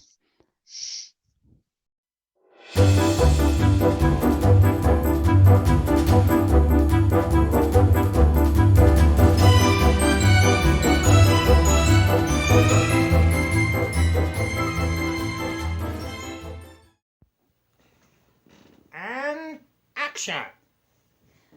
Welcome, everybody. This is the bonus content for episode 4. This is the watch along to Edward Scissorhands in honor of the effervescent, what's the word? Deprivescent, I apologize. Winona Ryder, Horowitz Ryder, however you want to refer to her. She DG'd herself in Minnesota. To commune. Yeah. To honor her 50th birthday on what, October 28th? So we're a little late. Here is... 1971. Here's the watch along to Edward Scissorhands. And cut. Okay. Because we can't, copyright issues, we cannot show you the film per se. Or the ways to do it are so complicated. We're going to do like a creative slideshow after this with other things. We are going to hit, if you want to follow along with us, we're going to comment on the movie, their relationship, individually, together, what have you. And I'm going to hit play. Now, supposedly, this is the 25th anniversary Edward Scissorhands special. I don't know what that constitutes. As far as I know, they didn't add any deleted scenes. So we'll see if we recognize anything. Sarah, how many times have you seen it? Less than 20, more than 10. I'm probably 25. But, you see bits and pieces and stuff online. I mean, when it's just randomly on TV or cable, whatever. So I'm going to hit start now. And we're starting off with snow falling over the 20th Century Fox logo. Because guess what? It's going to be snowing very soon in the movie. You don't have to be Joe Buck with a play-by-play. Yeah, this was billed, I don't know if you remember, it was billed as a Christmas movie. And it came out in, I want to say late November, early, for that push. They try to do the Christmas movie push. Burton's not a Christmas file like some of these guys are, who's the director that Robert Downey Jr. is attached to? He's like a creepy Christmas file. He's obsessed with, he crowbars Christmas into everything. Iron Man 3 comes out in May and it's a Christmas movie. Shane Black. Here, because you see the Burton touch immediately. This is his, I believe, fourth movie at this point, right? He had done Beetlejuice, something called Frankenweenie, obviously Batman in '89, which was before this, and I'm forgetting some. Pee-wee's Big Adventure. Did you see Pee-wee's Big Adventure? I saw it in the theater. Had nightmares for weeks after Large Marge's eyes popped out of her head. I want to see. Burton's got a weird proclivity for certain creepy. I want to see Paul Rubens, Jeffrey Jones, and Tim Burton at a Toys R Us together.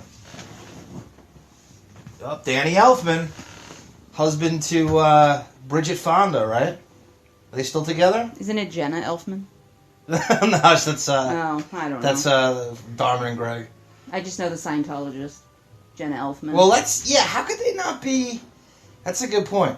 Are they brother and sister, or? I don't know. I know she stands on La Brea and yells at people for being pedophiles. You know La Brea? That's a hip Hollywood reference by you.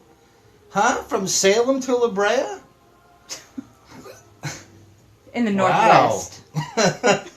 Stefan Chapsky is that's the director of photography, the Alec Ball. Hopefully Alec doesn't get him in crosshairs. Story by Caroline Thompson and Tim Burton. Caroline Thompson's a real stalwart writer in the Burton. Denise DeNovi, she went to art school with Depp's agent, ex-agent, Tracy Jacobs. So that's how he got this role, we should say. I am going through the Tracy Jacobs deposition transcripts. I found out that the way he got cast in this was not the way he tells it. He leaves out a lot of detail. Tracy Jacobs went to art school with Tim Burton and Denise DeNovi. And they had a pre-existing relationship. And Tracy Jacobs basically forced Depp to take a meeting with Burton, which he didn't think he was qualified. I mean, the actors that were up for this were either turned it down or it never materialized. Tom Cruise, Tom Hanks, Michael Jackson, Gary Oldman, which is a thing I found out a few months ago. He was Michael Jackson. Did I say Michael Jackson? Yes. And I'm forgetting one other person. So Cruise, Hanks, Mike, MJ, Gary Oldman, and Robert Downey Jr. was the other one who was in the runnings for this. Depp and Downey get cast at a lot of the same stuff. Back then, and even now, I heard Depp was up for the Tony Stark role, and the Pirates franchise forced him out of it. So we're watching. Winona Ryder is trying to play an 80-year-old as she's telling the fairy tale to her granddaughter, and now we're flashing back to the actual story, and you can hear the model town that somebody constructed. The actual town they shot this in just outside of Tampa. If you had an evil house on the hill like this in your town, wouldn't like a mob of people with pitchforks and torches storm the hill and burn it down? Only in Charlottesville. Oh God. Only in red states. But you're right. This is supposedly this is a real. It was a picture they had taken, and it's a real castle in some capacity. I read the backstory behind this, and it wasn't. I couldn't quite understand if they claimed it was real in some capacity. This is our first shot of Deppward looking out the window at the. This is like, Tim Burton's image of a bourgeois. Supposedly he says that this is Burbank when he was a kid. Burbank, California. When he was a kid, this is what it looked like, or this is what. And this is a simulation, or Burton's idea of what bourgeois, pedestrian, middle-class life is, that he was, terrified that he would have to live. Could you see Tim Burton cutting his grass on a Saturday afternoon? No. Now this is a really good cast in this movie. We see Diane Wiest here. She's playing an Avon lady, which would, even like in 1990, that wasn't around any, right? Were there Avon ladies? Yes, my mother was an Avon lady for Really? 5 minutes. Really? Mm-hmm. How did that week go? I don't know. We had catalogs everywhere. Do you have any swag? You have any Avon swag? We had an abundance of the Odyssey perfume that I accidentally spilled in my dresser drawer and almost got a beating for. You see all these suburban cliches. Now we have the dishwasher repairman, whose name is Guy. Looks like a young Bruno Kirby. I don't know this actor. We have the Great Value Peg Bundy leaning over the dishwasher repairman. That's a great line. That's beautiful the way you incorporated Walmart and Married with Children It's my life. And Depp's fellow Fox Kickstarter of the Fox network. We had carpet a very similar color to that. It was putrid. Okay, so Diane Wiest is traveling through Pastelville. Johnny Depp, maybe the previous night, was overlooking the town in his bondage gear that Vincent Price strangely outfitted him in. It's a creepy old man. Are you saying that Vincent Price was the Bryan Singer of? No, I'm saying there's a problem with Tim Burton, not Vincent Price. Okay. Now the houses are all like Mellencamp, little pink houses, and this is the woman. That's my aunt. That's your aunt. I think. How would you profile your aunt? Look at the Miami Dolphins. I didn't notice that the first go around. There's a Miami Dolphins homage. It's covered in a tarp. With a tarp. So it's not painted. Not painted. And you see kids on big wheels and very, very mundanity.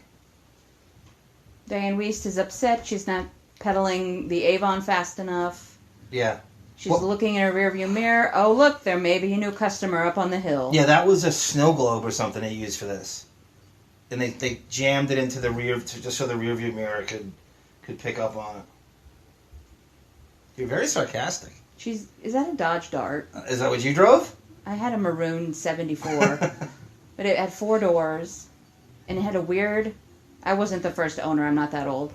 It had a weird liquid stain on the driver's seat. I never asked. I never wanted to know what it was. You think she has a free trial of Sirius XM in there? Yes. I think she did what I did. She has a boombox and she plays the Private Parts soundtrack. With a stiletto? Yeah.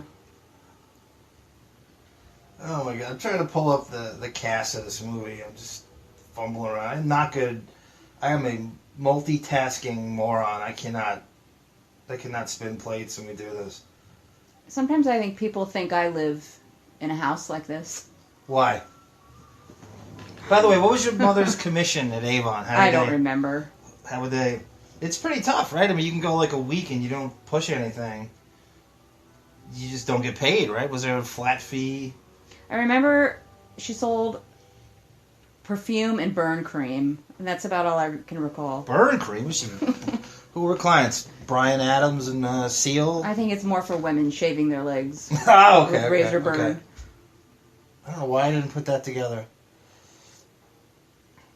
So she's entering... I don't even remember her entering this panoramic... Is that what Castle Gayskull looks like in Southampton? This is what the country road in Palm Beach, the landscaping looks like. If you ever look at photos of Howard Stern's Florida house... Yeah. Weirdly shaped shrubbery. It's always reminded me of this movie.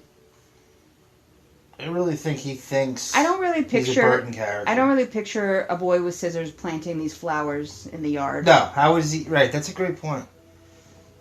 You see him going to, what are those broad stores? Michael's or something's gardening stores that are... What is it called? It's Joann's or something? Yeah, Joann's Fabrics. Oh, that's not those are gardening stores.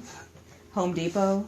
Look at some of these... Oh, there's a creepy man in the window. In the broken window.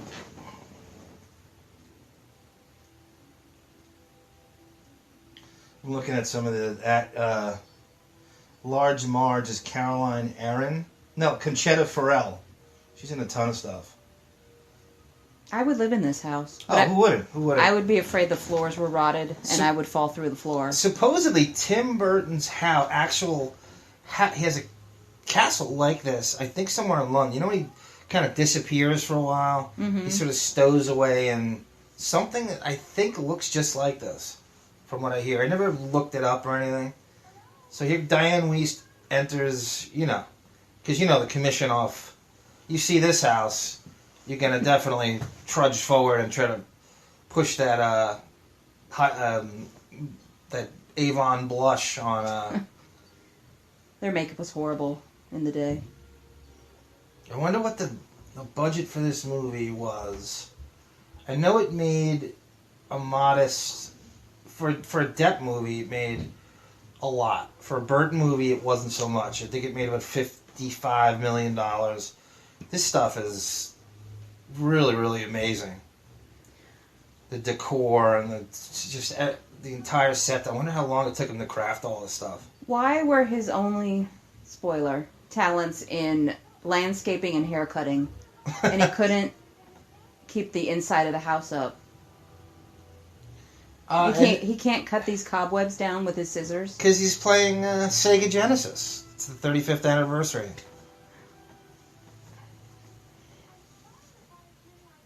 Is it 30? Wait, 30? Yeah, 30. I can't believe that. I can't believe Winona Ryder is 50 and Sega Genesis is 35.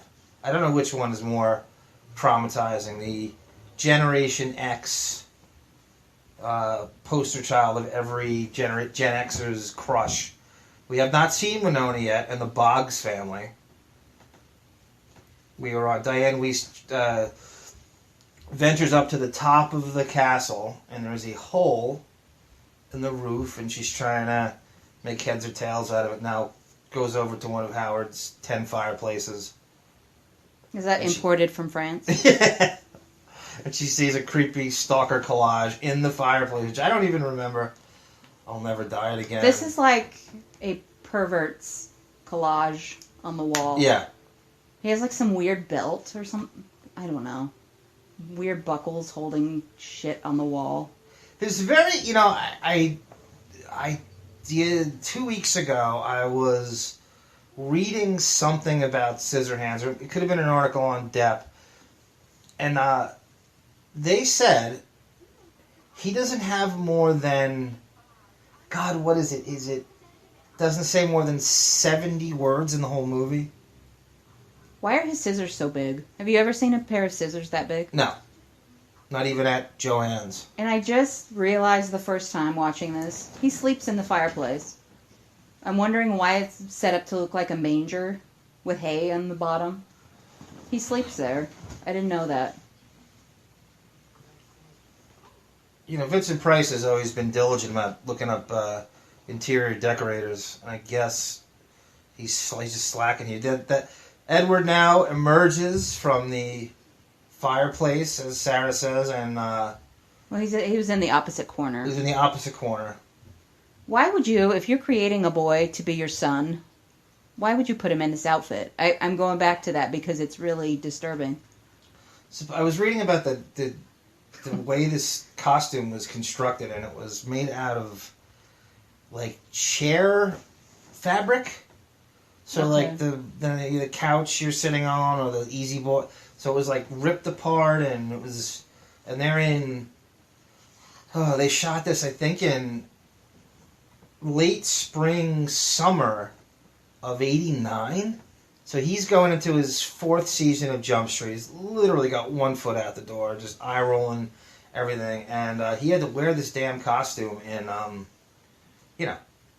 high 90s, low 100-degree humidity in Tampa the whole time. Does she think she's going to heal these already formed scars with this Avon elixir? Depp's real plastic surgeon.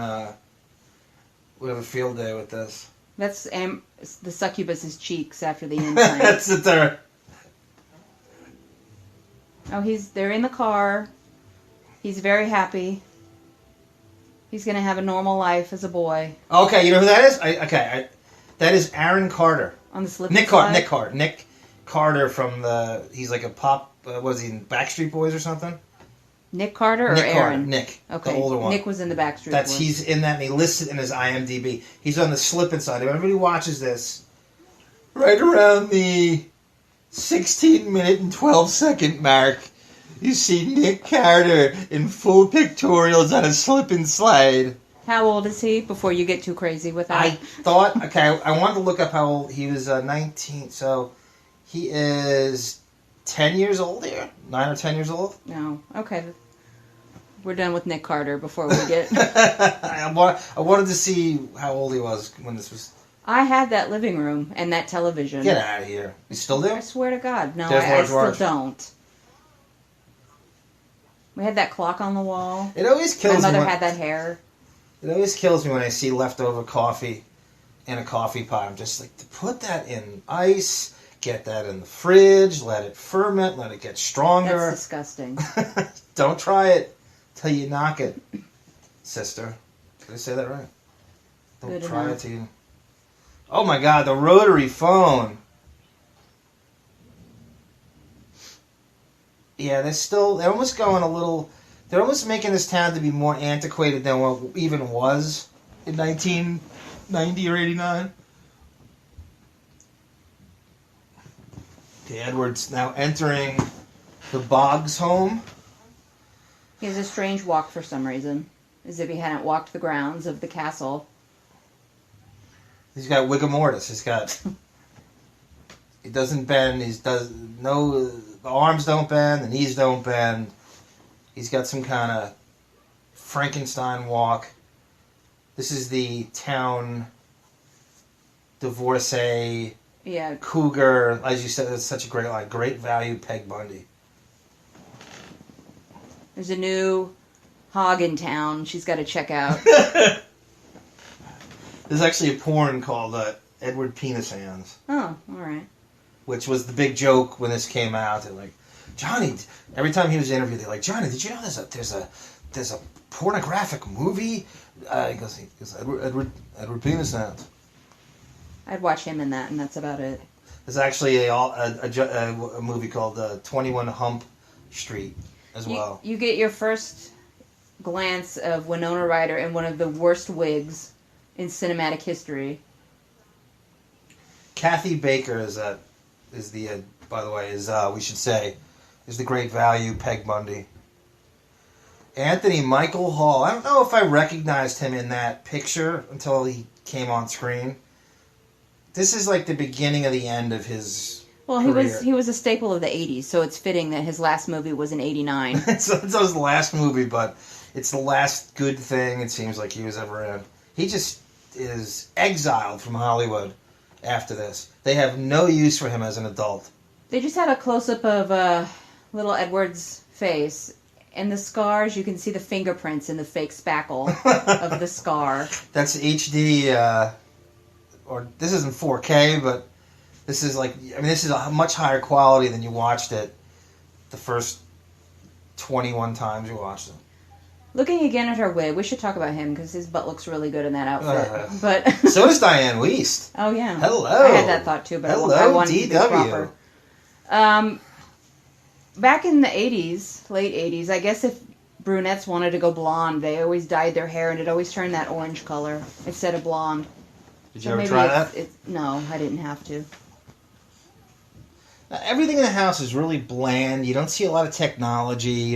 It's like it's almost like, it's like Burton has no idea what suburban anything is, so this is like he needs to research what a middle-class house looks like. I had that same popcorn ceiling, and this is a waterbed, right? Yeah. Okay. Yeah, eventually. She's looking at... He just entered Winona Ryder, Kim Boggs' room. I had one of those rare twin-sized waterbeds. And she has pictures of herself all over the mirror. Of course she does. And now Depp is trying to get a line of Coke with the Scissorhands off the mirror. A strange amount of Whitey eyes. stuff. Well, there's eyes all over the mirror. Yeah. He's going to sit on her putrid yellow comforter. And there's a gaggle of stuffed animals and Raggedy Ann. Now he punctures the waterbed. Tries to cover it. You ever puncture a waterbed? Yeah, and I just covered it with a stuffed animal, and it took care of it. Seals right up, huh? It's got like a self-sealer. Winona's playing like a prototypical cheerleader, A-list, Miss Popular, probably a junior or senior in high school. Now, I give Winona credit. She's actually playing her age in this. She's the only one in this movie. Well, and those years of the high school, Luke Perry as a sophomore at Beverly Hills. She's actually kind of playing her age here. I hate to see him struggle putting these pants on. If he needs help, I'll help. He just has to ask. When I was a baseball umpire, those are the pants we use. Holy shit, those are the perfect umpire gray. Yeah, the gray pants. Are they pleated in the front? Yeah. Oh. Yeah. My God, I never thought I'd see those again. This is probably the last time I've seen pillbox hats in fashion. Was this movie? Pillbox hat. Can you bring them back? And aren't they big in Oregon? No, they're not. No? Only in Dallas in 1963. Is that a vibrator? I don't know. Was that an Avon vibrator? Those plugged in at the time. They showed Diane Wiest's night table, and it appeared to be a vibrator. Okay. I thought I had moved ahead in technology when I started using a remote with mine. You were a remote for that? I had a remote control with my vibrator at one time. Oh my God. It's easier to be a dude. Correct. Mine's on Bluetooth. My masturbation's done on Bluetooth. Yours has beads on it. So now Diane Wiest is doing a makeover of him, and she puts him in a dress shirt and suspenders, and here comes great value Peg Bundy and the Yentas and the View. This is like a cast of The View running across the street. This is what The View was doing before there was The View. Well, we're at my aunt's house now, and she's got the window full of Jesus candles, and she's glaring at the neighborhood, wishing everyone's judging death. them. She knows they're of the devil, as she told me.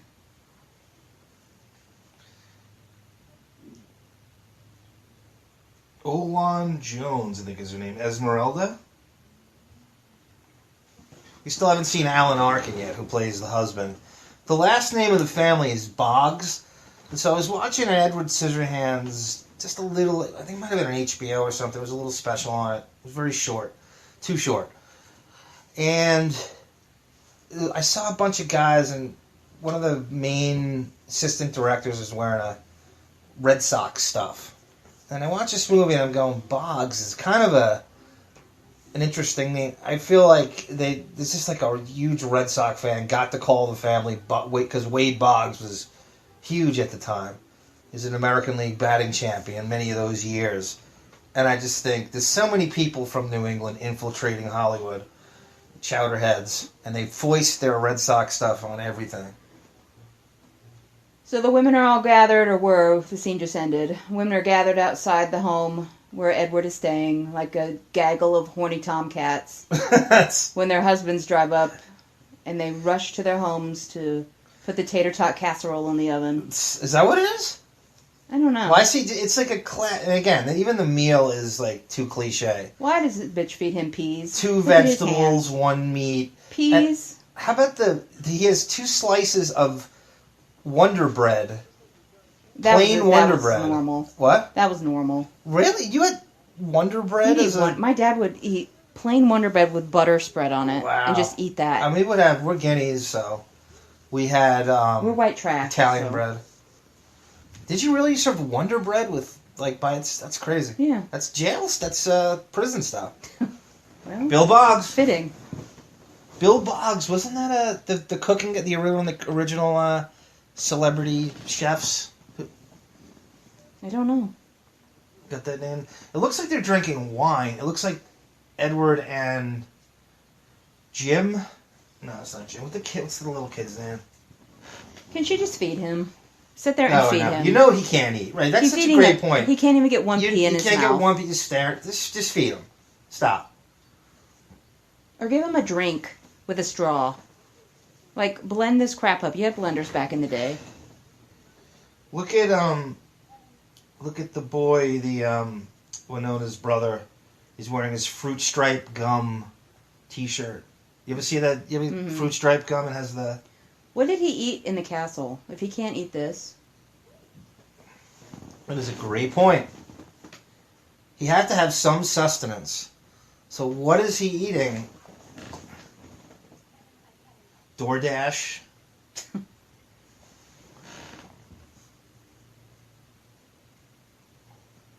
Give him a pillow for his hands. He's in bed. He's got his hands propped up.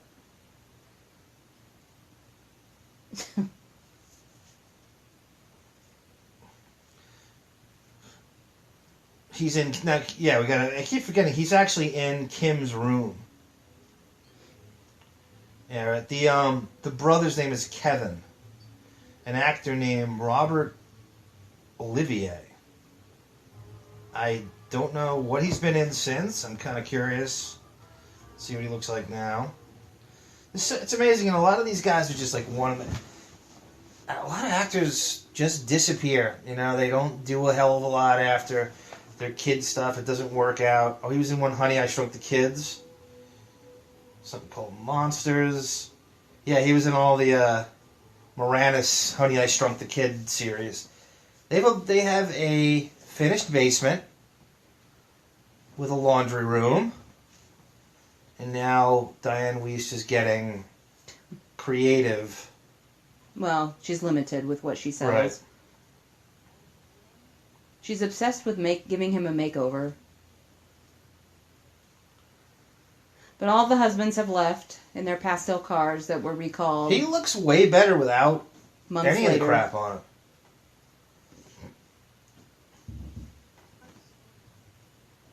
Is she putting nail polish on his face? Oh, is that what that is? It's like a light blue nail polish.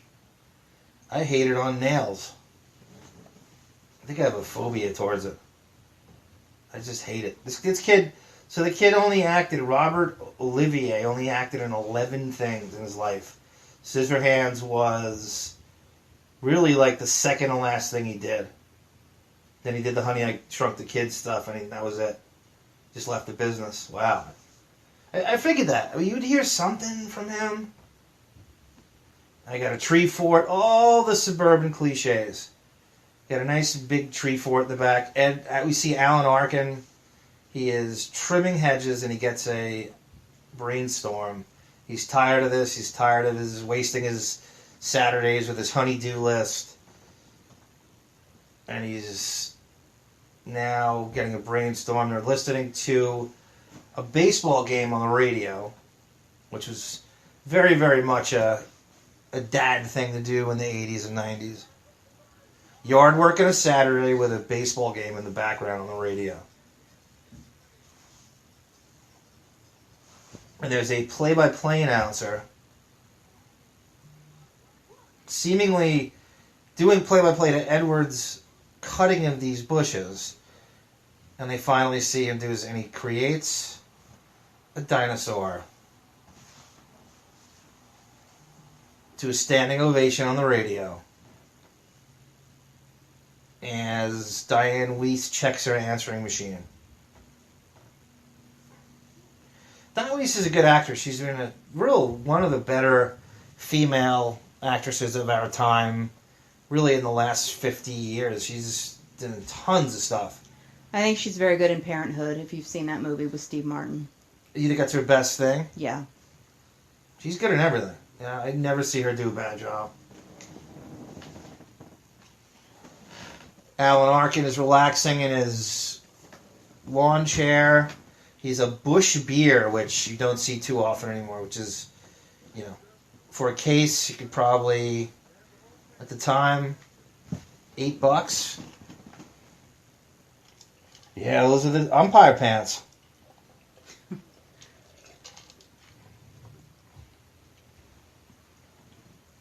The fit of the white shirt is very era appropriate. Winona Ryder's birthday is when we're doing October 29th. When we're doing this, really what made us do this, call an audible to do this. And this, I'm trying to remember. Edward Scissorhands is synonymous in everything Burton does with Halloween. But this is technically a Christmas movie. But he is...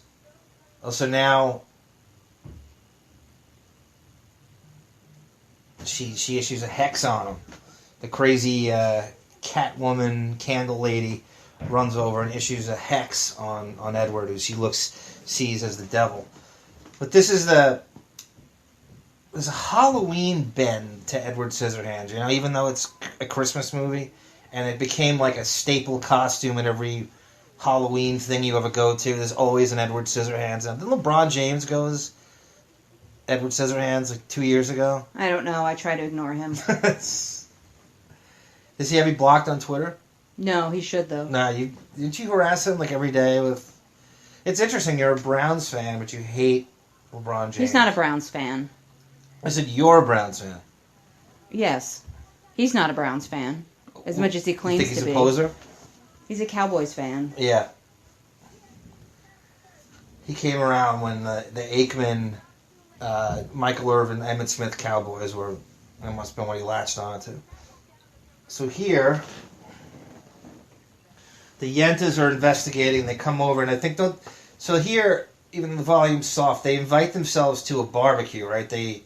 They force Diane Weiss to throw a party, right? Just so they can meet Edward.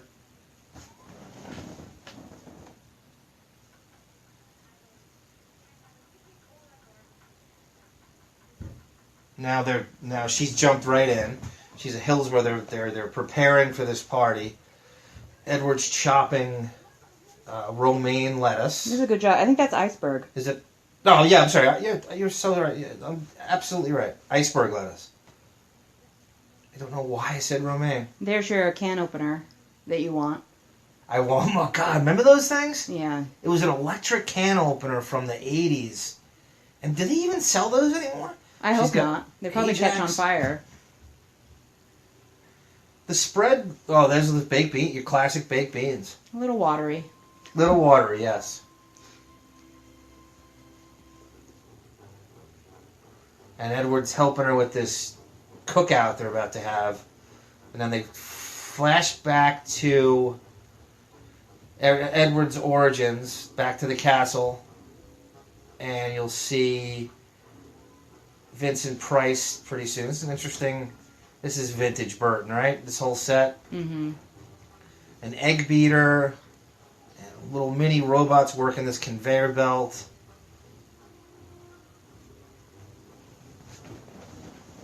We have little mini robots. Man, this is an elaborate thing. I barely remember this. I'm always bothered by the cookie cutters that they just like skim on the dough. They don't even cut through the dough. But they come out perfectly. Yeah, exactly. How are they impacting any cookie design? We have Vincent Price skulking out with his kid. Has he ever been young? No. How old is he here? This is 1990. Vincent Price was...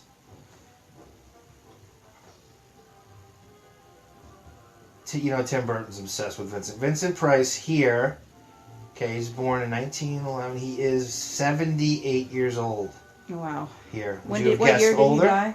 He dies a mere 3 years after this. October 25th, 1993. He dies at 82 years old. And again, he's about 78, 79 here.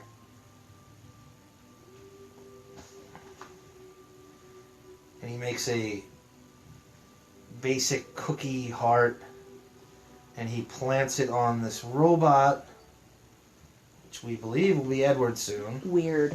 Creeper. Very strange. You have the neighborhood barbecue at Pastel Blue House. That's... Edward pops a Budweiser for one of the neighbors. The kids come up to him and ask him to play rock, paper, scissors. And everyone's kind of poking at him for little things. The novelty boy in the neighborhood. As George Will just walked in.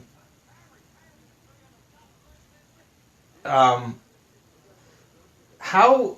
At this point, right, he's going into season 4 of 21 Jump Street. What the producers are, kind of know he's out the door. He has a 6-year contract. So he's supposed to be on Jump Street for 6 years. His agent found a loophole somehow that got him out of this contract, and they only need him. He managed to get him out after this 4th season that he's going into, and they go on. They limp through that 5th horrible syndicated season to get him to 100 episodes. But now he's sitting in the middle. He's getting mocked, patronized by the friends of the neighborhood, the golf buddies of Alan Arkin. Depp kebab. He's a shish kebab, which consists of full potatoes. Zucchini, tomatoes. I don't see any meat. There's mushrooms on there. They're not appetizing. Yeah, that's an anorexic barbecue. I'm not digging any of this food. This is not a great looking cookout. Well, it's an 80s cookout. Carnivore. We were looking at the Jump Street schedule. She's feeding him ambrosia salad. I've never had that. What is that? Do you have any idea what that know. is? They kept saying that over and over. It was like the big punchline in the movie. So I was looking at the 21 Jump Street episode in season 4 because I was curious when he shot this. Because he's on the show. How do you shoot a big movie like this and be on that show? So, you'll see if you go watch Jump Street season 4, there are pockets of Deppless episodes where he vanishes. I mean, there's he'll go 4 episodes at a time. Either he's not in it or in it very little. And I figure they had a hiatus and he shot it. And it's like in the middle of the season he disappears for 4 or 5 episodes in a row, and they clearly must have shot around that.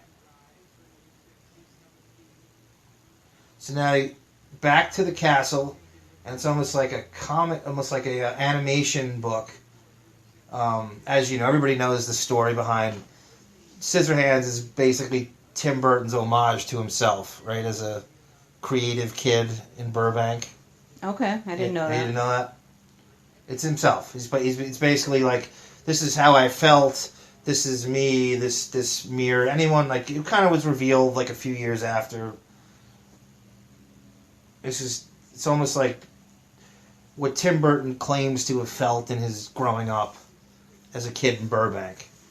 I'm different, and I'm so tortured, and where am I? And I can't survive in pedestrian suburbia, and I gotta get out, and look at that book. That's not exactly a Zoom book list behind Depp. Those are the first editions. Oh, Ever heard commissioned. That's what he collects. That's for all first editions. There's bird cages on his left. This is all stuff I never really picked up on. Now we're at night. Here's your debut. Anthony Michael Hall pulls up in a Ghost Rider van. Your standard issue black van with the flames painted on the front.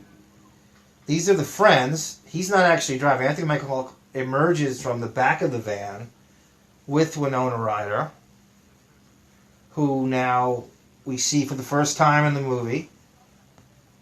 In her horrible hair. And we are at the 40-minute, 18-second mark. She has a weird little mini radio. It looks like a Fisher-Price radio.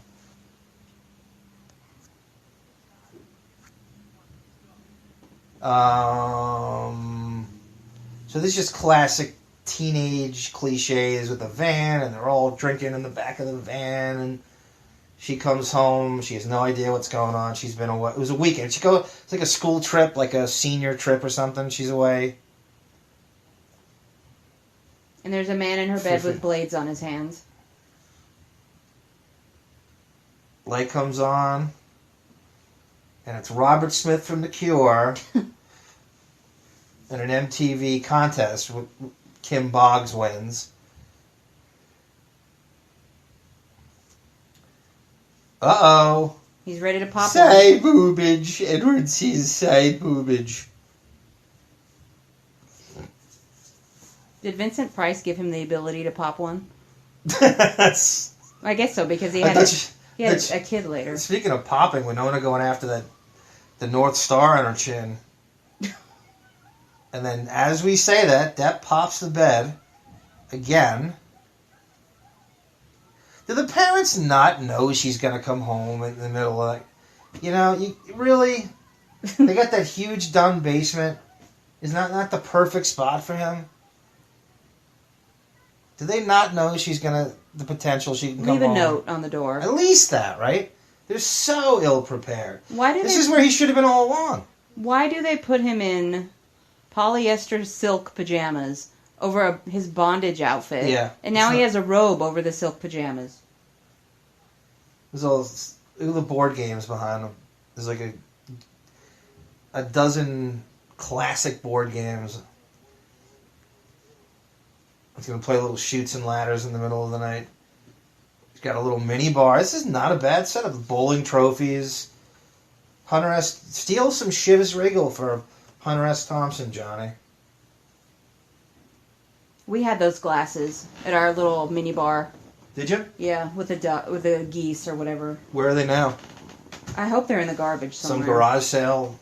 Tom Green bought them in a garage sale. They probably had lead in them.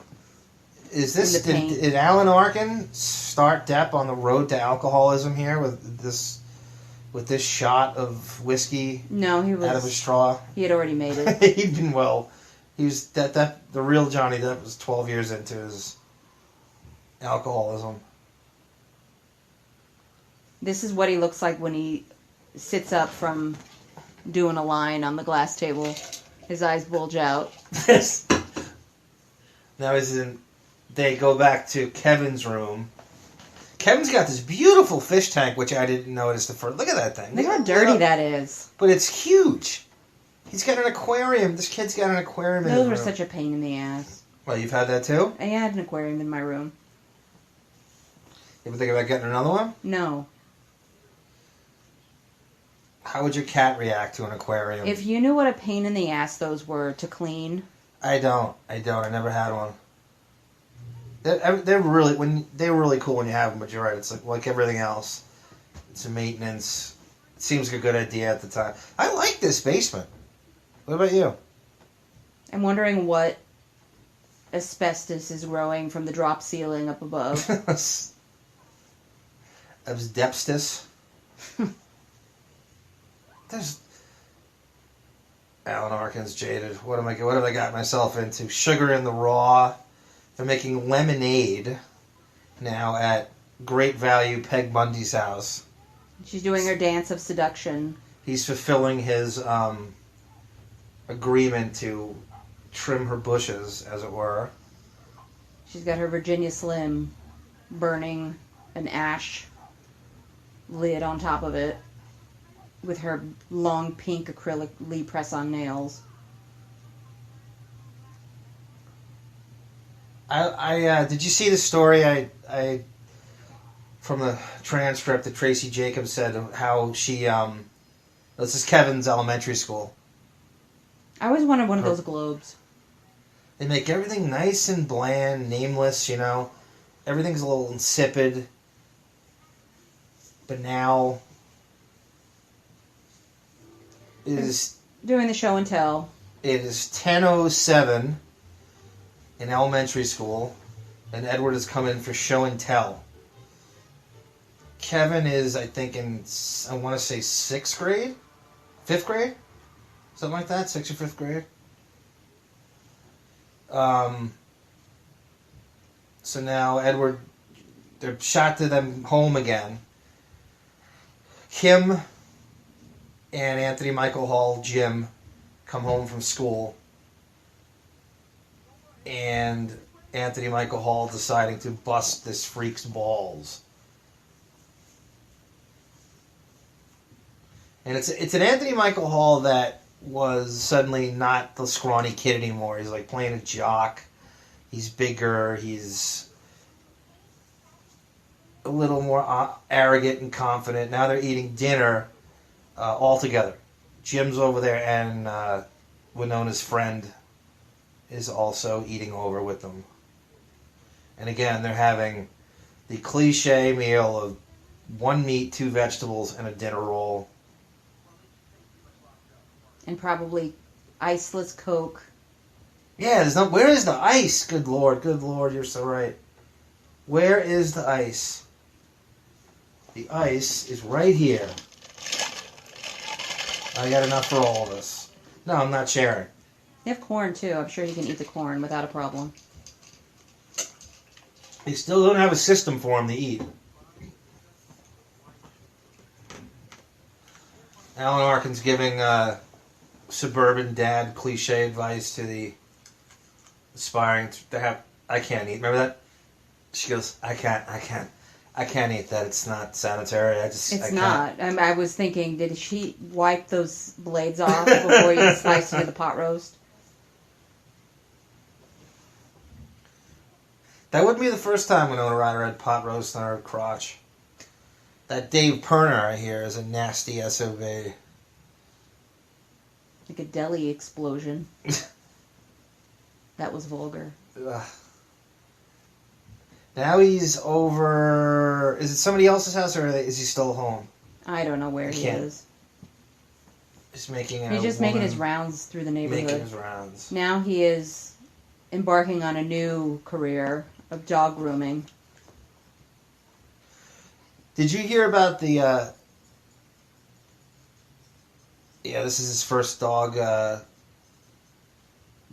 grooming foray. Everyone's watering their lawns all the time, finishing touches, and she comes out to... I like the dog with hair. Mm-hmm. I can't stand those... She's got the Buck Rogers boots on. He put weird fur poofs in weird locations on that dog. And now there's a line of dogs. They're all lining up. On the house, right? This is on the arm? Of course. And then Alan Arkin's going, no. You got to make some money off this. Weist wouldn't demand a fair wage for No. Edward. Does he eventually charge? I don't remember. I can't remember if he... I don't think so. He doesn't have a Patreon for this? No. He has the Streamlabs progress bar for donations. You're very sarcastic. You're very sarcastic. You sound like Daria today. Right? It's a regular day.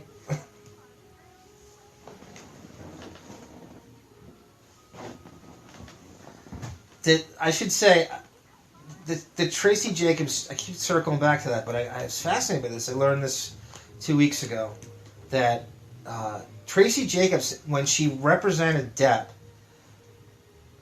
she cold called his mother and basically just tried to convince the mom. Mom's like, all right, I'll do what I can.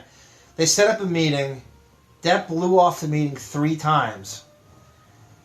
She called Betty Sue Palmer back again and said, you gotta find him, you gotta convince him.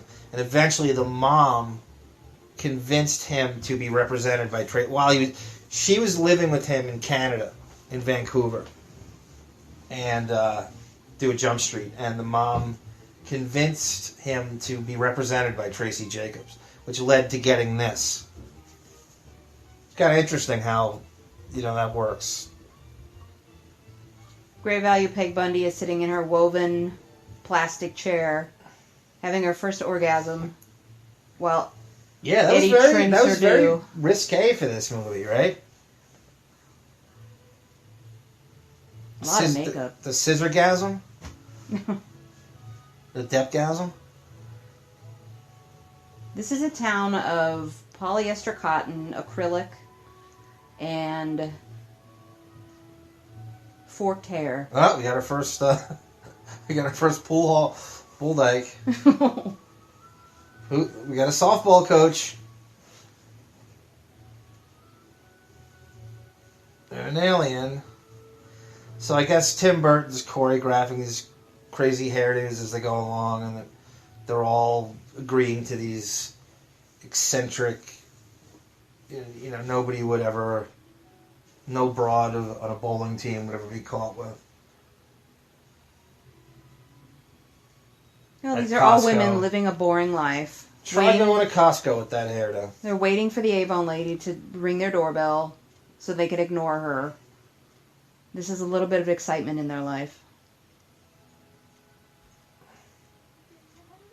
I wonder that they shot this apparently at a country club.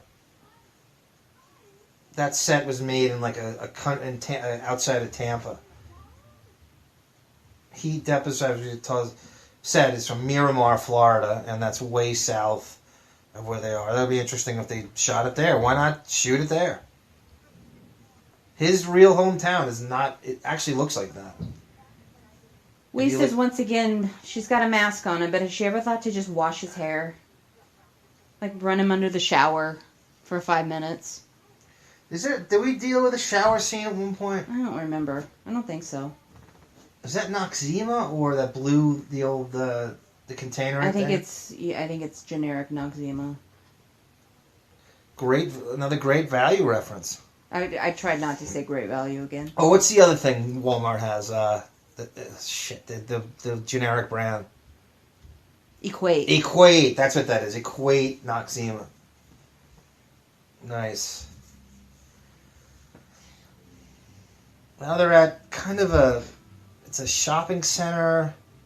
It's the Southgate something center. It's not a mall. It's an outdoor shopping center of some kind. Again, no proper names used. You don't see, there's no commercial anything. Unless Fabric King is something.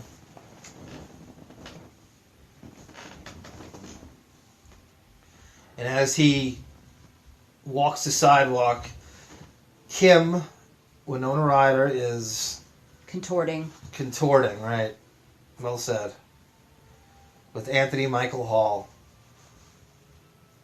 Back to the... Getting in the creeper van.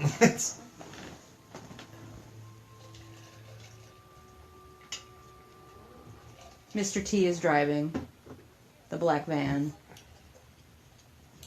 Now, give us some dirt here. What was it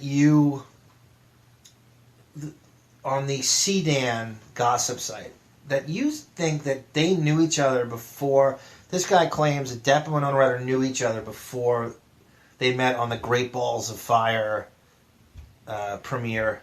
I'm going to include the audio from that in this episode or a future episode. I have no idea how we're going to do this. And I'll let him tell you. But he alludes to them knowing each other way before it was legal for him to know her. I gotta check. Do you believe him? No. It sounds like just some reach. Oh, John David. Remember John Davidson? Mm-hmm. I've said it before. Sorry, skip John David for a second. We said it before. I think blind items are the easiest thing to concoct. You don't identify the people in the blind item. It's just a work of fiction. They identify the people in 2% of all blind items. Well, the original story is they met on the Great Balls of Fire premiere. Mm-hmm.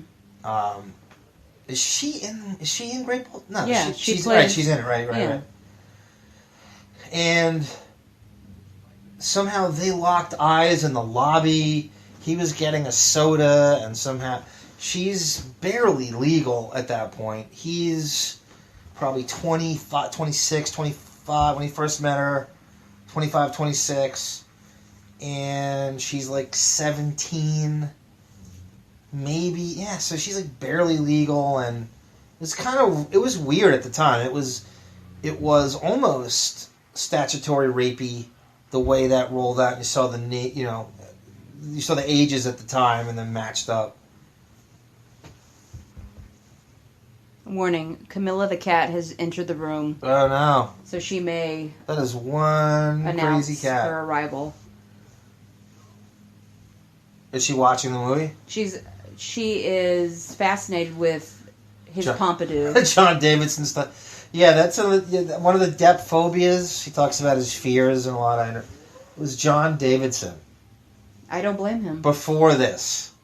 And so it came out that Tim Burton cast John, and he had to get over his fear and do scenes with John Davidson and interact with him on the set. It turned out to be a very nice man. He's not the scary monster I thought it was. John Davidson's a very nice man. No, he is the monster. In fact.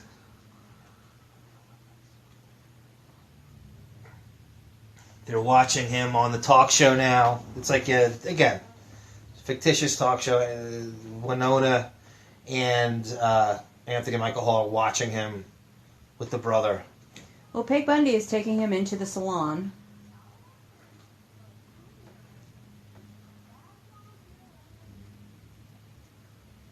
This is an interesting... You think it's a real salon or they just did it over? It looks like they threw it together. It's a set. Yeah. You ever sat under one of those heat helmets? I have not, but the night is young. My aunt had one. I think she stole it from a salon. She had it in her dining room. Really? Didn't broads? She made me sit in it. It was scary. Didn't broads have those at home? I don't know. I don't think they were supposed to. And what does it do? Is it dry? What does it do? It dries your hair. Just buy a hairdryer. It's just a glorified hairdryer? Yeah, and in the arm, it was a pastel blue. In the arm, it had a flip-up ashtray. All of them did? No, this one I sat in. Oh, so they assume that women are going to smoke while they're doing this? Of course, because they did. Smoking is so huge back here. You like her nails? No. I have this, nail phobia, this nail polish and gross nail. That's given me that the weird heebie-jeebies. Paul Mitchell in the background. That was around back then? I'm looking for Paul Mitchell. It's to the left, see that? Okay, I see it. I think that was around a good few years before this. Yeah, the Scissorhands characters, like, so now they have iconic characters with claws, and so it's Wolverine, Freddy Krueger, and Edward Scissorhands. And it's interesting because Depp has ties to all three. Depp supposedly turned down the Wolverine role that went to Hugh Jackman. And he's in, obviously, the first Nightmare on Elm Street. Glenn Lance. Now we have a straddling, great value Peg Bundy. Do you think Katie Seagal is up for this role? No. It's amazing. She was busy on Fox. And almost like they crafted this character after Peg Bundy, who's on Depp's home Jump Street Fox network, as the hitting in the number 3 hole on the Sunday night lineup of the original Fox Sunday night programming. Now, are we led to believe something happened? Or that he just ran away? That he finished, as it were? I didn't say that. Is that what you meant? Something happened? She's mad, I'm assuming, because nothing happened. Or he could, right. Yeah, you're right. I think, is it a bowling alley across the street? It's the same mall. They went across to a diner. We had those same wooden utensils hanging on the wall. A lot of people did. Yeah, I think we did too. A lot of families did. Look at what Diane Wiest is eating. What does she have there? Chips and a sandwich with a tomato on it. But it's like French fry chips. It's this huge, that looks really good. Winona Ryder's food looks disgusting. Yeah, what is she eating? Why do you go to a diner and order green beans? She's at a diner and she has carrots, green beans, and what else? Are they implying she's anorexic? It's some kind of meat. Overcooked meat on her plate. Ugh, it's the worst diner food you've ever seen in Winona's plate. Everybody else's stuff looks good.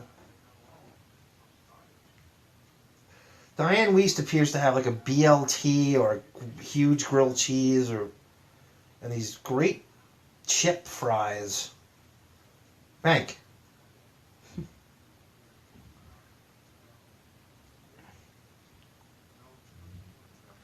That's like the entrance to Howard's basement. Maybe he could have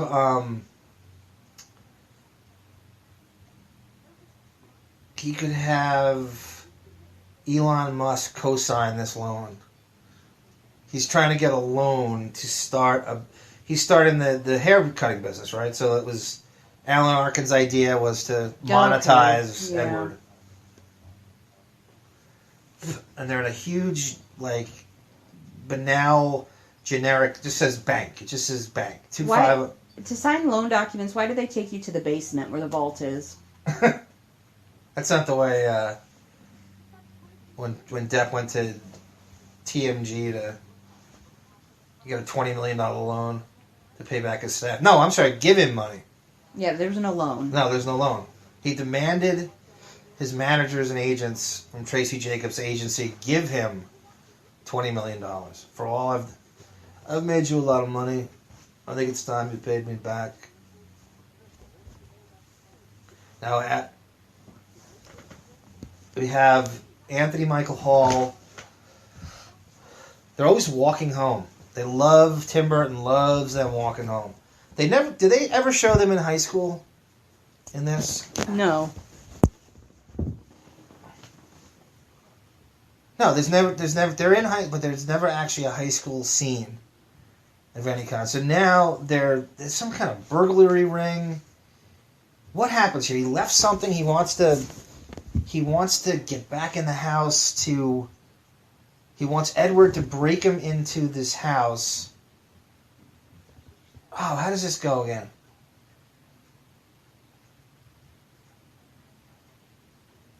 Don't they set him up to get caught? Yeah. he tells Edward a lie that he left his keys in the house or something, and he wants to break into the house to get them back.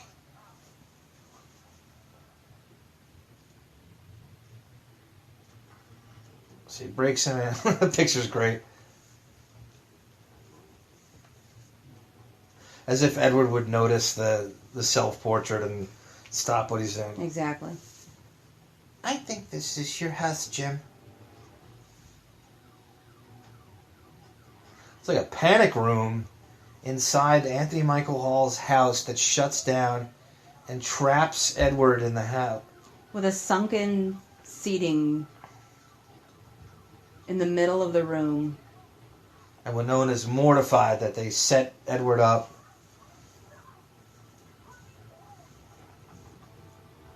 No, he won't talk.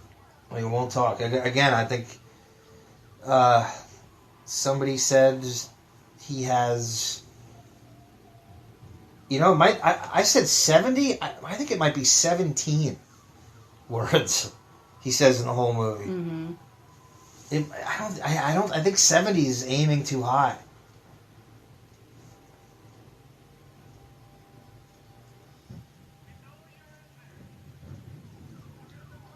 He has he's a baseball hat on. It just says V.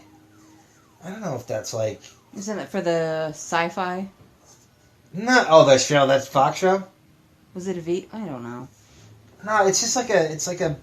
I assume it's like a local baseball team. That's supposed to be her high school or something. I don't know. I don't know where he got...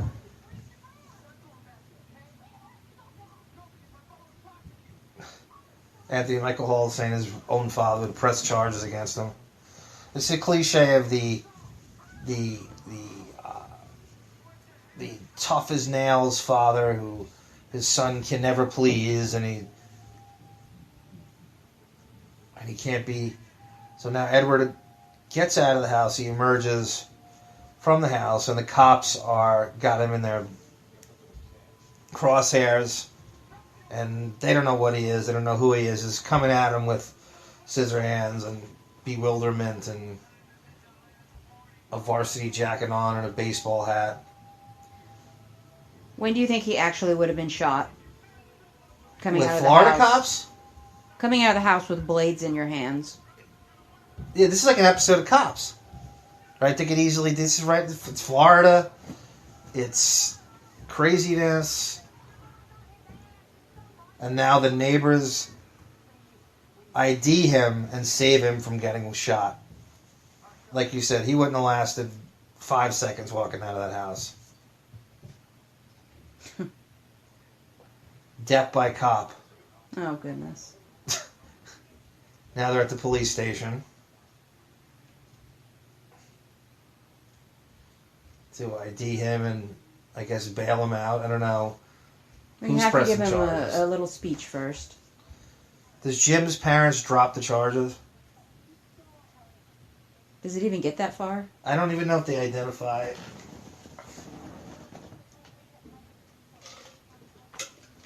Alan Arkin and Diane Weiss blame themselves for putting the capitalist mind in his head. So now they think he's chasing. So he's robbing the house to fund his business enterprise. So they blame themselves. He really does look like a cartoon character here. That blank face is like nobody could pull that off. You instantly feel sorry for him. The criminal psychologist. Officer Allen is very worried about him. Depp has won him over with... make a call to Captain Fuller, right? Officer Allen made a call to his ex-Captain Fuller to ID that this is actually Tom Hansen undercover. If Captain Fuller and Bubba from Police Academy had a baby. Yeah.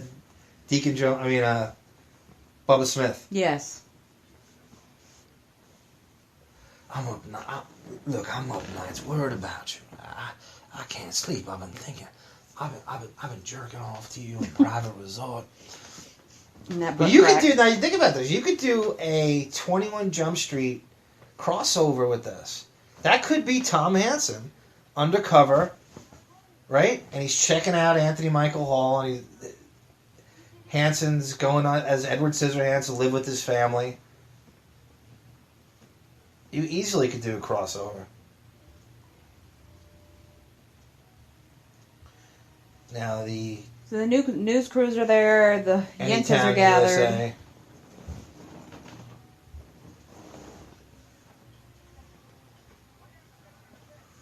And the paparazzi descend on Edward coming out. What's the name of the car you had? I think that's a Chevy Cavalier. Oh, is it really? It's an old cat. I couldn't see in front. So. Speaking of cars, we should probably do something at the end of this with the Super Bowl commercial, the Cadillac electric car Super Bowl commercial, where they did an Edward Scissorhands, basically sequel. Okay. With Timothy Chalamet playing Edward's son. Mm-hmm. Edward's not and Winona Ryder is the mom to Timothy. How do you say that guy's name? I don't know. You know more about it. Chalamet. And he does the guy does a great job as Edgar Scissorhands. Very, very well done commercial. I was pissed off. It was a car commercial at the end. I'm like, oh, you had to ruin that with. You were hoping for a stupid surprise cameo at the end. We all were, because that was knee deep in the succubus stuff, and you could have used the money. You're like, well, how could you do this without Edward himself? And they don't really say what happens to him, and there's no way Cadillac's going to be associated with that Depp brand, during the Super Bowl commercial. There's just no way. Do you think they contemplated asking him, or? I'm sure it came up, and then there was a quick no by some woman in the. I know there had to be bandied about. There's no way they didn't at least think about bringing him in, because it's only. And you think about the Depp in the room. As soon as that commercial airs, you're like, oh God, where's Edward? What the succubus trial that's going on in UK, and where's Johnny Depp? And just, they handled it well. I think Tim Burton directed it, by the way. So they are confronting each other in the hallway. He is. See Anthony Michael's Hall is over the fence. They love the over the fence shots. The suburbia, home improvement, neighbor. Again, I go back to it. That turtleneck is not flattering. Yeah, but where's Mr. Skin and Jennifer Aniston on those Anthony Michael Hall pokies? At the 1 hour, 11 minute and 10 second mark. I haven't seen a set of puffies on a man like that in forever. Since Sean Combs and Biggie Smalls. Oh! See, that's just an excuse for a broad to buy. You broads love buying shower curtains, right? When they get nasty, you have to buy new shower curtains. Sorry. Edward just Freddy Krueger the shower curtain. I should say Wolverine. I'm a big comic fan. He is staring in the mirror, cutting up the 70s wallpaper that my aunt had. And now he's a melancholy Edward Scissorhands with what seems to be. Does that look like wine to you? They have these big glasses of. It's not soda. It's probably Kool-Aid. Orange? You think grape Kool-Aid? They're supposed to be all American, I think. It's probably Coca-Cola. It looks purple though, doesn't it? See, to these people, ice is. Oh yeah, the not ice good. is killing me. Especially in Florida.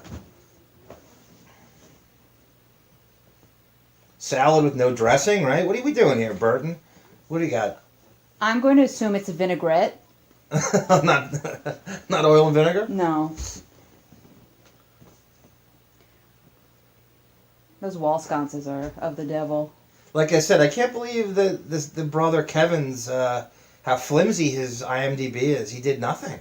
Well, he did Honey, I Shrunk the Kids, Honey, I Shrunk My Bank Account, I'm sure those 10-cent residuals for this movie.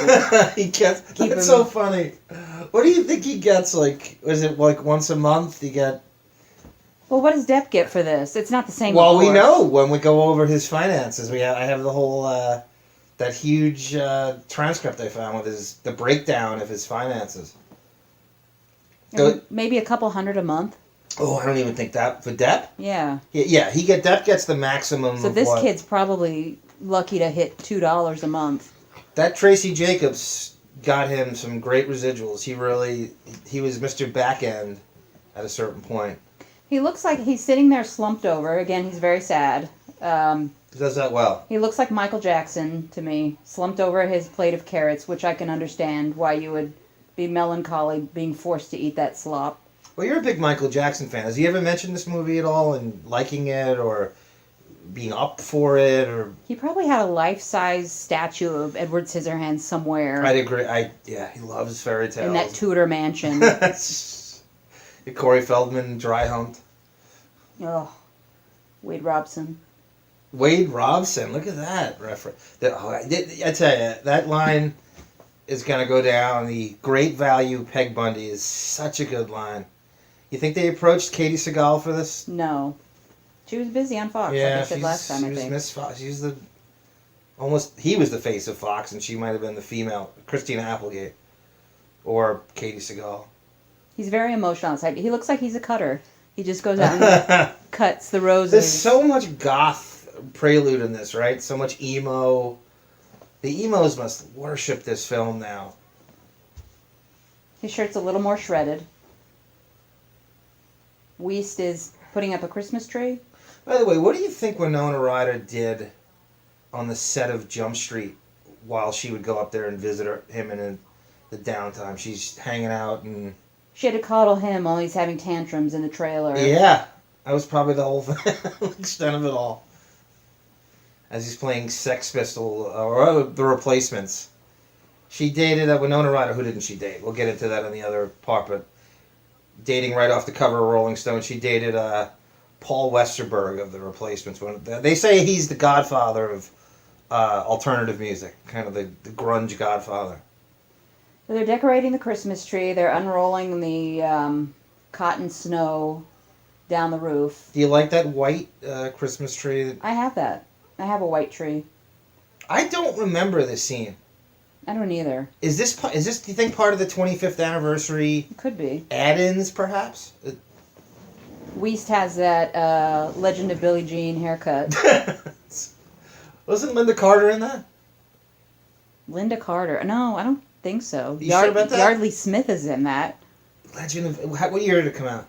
It's in the late 80s. Okay, never mind. Mid to late 80s. I'm thinking of something else. I'm thinking of an old movie. It's a iconic movie of my childhood. She's walking out the Florida sliding glass into Tim Burton snow. Tim Burton lice, perhaps. Tim Burton just poofed out his hair over a... He's cutting ice with scissors somehow, and... Making a snow angel! This is that weird scene where she spins with her arms in the air. I want Beth to get on the ground and do her Marfan snow angel in a bikini. Runs toward the house. You are crazy! You are crazy! Yeah, honey! Winona's doing her Bjork dance here, right? In this snow. Still spinning. He's still cutting. Somehow, it's like... This is kind of a cornball scene. It is. The way Winona Ryder's swirling around, and I'm surprised they agree. I'm surprised they cleared this. Oh, she's got a stuttering John tooth in the front. Yeah. This is a filler montage scene. Who has nicer teeth here, Vanessa Paradis or Winona? Oh, Winona. She could have 10 rows of snaggletooth and she'd still come out ahead. Depp getting down that ladder. Let's hope Artie Lang's not holding it. Whoa! Wolverine slashing Jean Grey. So, she tries to help him off the ladder, and Edward didn't know she was there, and he frighteningly slash his back and cut her wrist. And Well, it's across her palm. And now Anthony Michael Hall just happens to walk in at the same time. It's a very common injury in movies, just a slice across the palm, Yeah. and they hardly That's react. across the palm. I would be on the floor calling for an ambulance. I used to get so mad at Alan Arkin in this scene. He's like fucking senile. He's like drunk on the roof, stapling fakes now. He can't figure out what's going on. Edward is shamed and embarrassed, walking off, seemingly towards his castle, but going to go on a vandalism spree, I think. How did Alan Arkin miss that exchange? He's literally... They're screaming. Well, one of them is screaming. And yeah, I don't know how. Up on the roof, you would hear. Senile motherfucker. You would hear that. All I care about is responsibility and Christmas. Look, he still doesn't know what's going on. You're in Florida, put him in a home.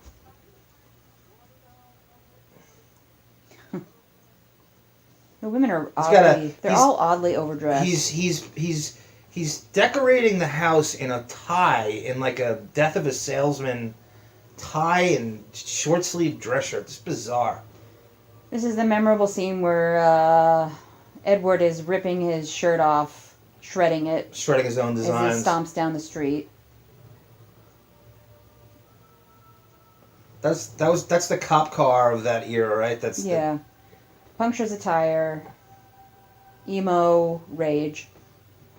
Hey, you said Firestone will do it for free if you're a chick, right? So you can Yes. get Winona to bring it back for him to patch that up. Well, that was like the story I was telling you about, where the guy in some dude in the Carolinas had a glass replacement business, and nobody's glass was breaking, and he got so broke that he went out in the middle of the night and took a ball peen hammer to everybody's windshield. And so everybody in the area had to, and some camera caught him. This is about 5 years ago.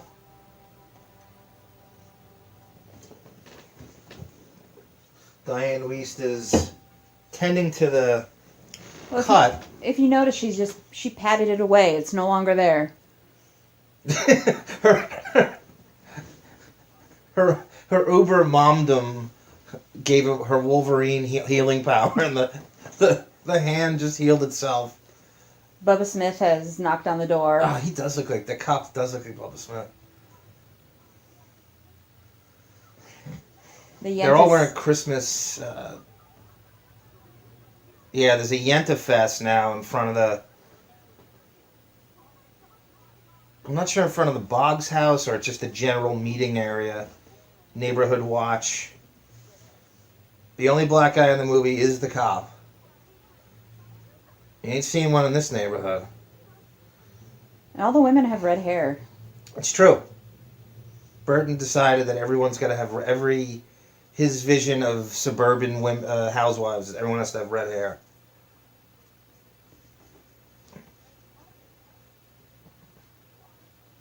Like I said before, Scissorhands is basically based on how Tim Burton felt growing up in Burbank, California, as an alienated teenager that he just didn't relate to anything, and he's just trying to help, and he's a sweet soul, and it's kind of an homage to himself in a way, isn't it? Quite a nice little humble brag. Yeah, a lot of these, even actors, directors, whoever in show business, they treat growing up in suburbia like it was some torturous event in their childhood. Exaggerating the bad childhood they had, and you go and you see the real thing. You're like, oh, that's better than mine. What? You got to go to camp for 3 weeks, and what? Mm-hmm. You never had to cut a lawn, or they all seem to do that, don't they? Exaggerate their bad childhoods. Yeah, just be happy you were able to go to camp and you didn't have a George Takei camp story with a counselor. Yeah. This I don't really remember either. This you do. This is a classic scene. He's on the kind of the end of a driveway, and the dog comes over, and he cuts the dog's bangs. so you can see. Again, I have to give it to them, for a movie that didn't have a super huge budget. Although he is coming off Batman. It's a good-looking movie. They really made the most out of what they had to work with. And I bet you, Depp coming on, how much money do you think they saved having cast Depp instead of Tom Cruise or Tom Hanks or Michael Jackson? Oh, millions. At least? Yeah. That had to help. That had to be so beneficial in them maybe enhancing the production budget and the look of it. That's such a Florida house, right? Mm-hmm. He's peeping in a window. He's back home, picking the lock. It's a weird setup for just a family. They have a buffet out in the living room. Yeah. Well, you're kind of going, is this the 23rd? Is it the 22nd? Is it the 24th? Is it Christmas Eve? Is it what? They're not good at telling you. It could also be like any year USA. Like, it doesn't have to be modern day, does it? No. There's no indication this is 1990. Depp and Ryder are staring into each other's eyes, both with horrible wigs. I can't.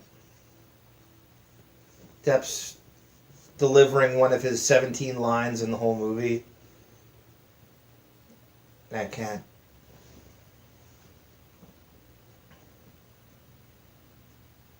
He somehow finds a way to touch her with his Edward penis hands because, as we find out, the Super Bowl commercial, Timothy Chalamet is his son. But he's not in the commercial. Tim Burton directed it.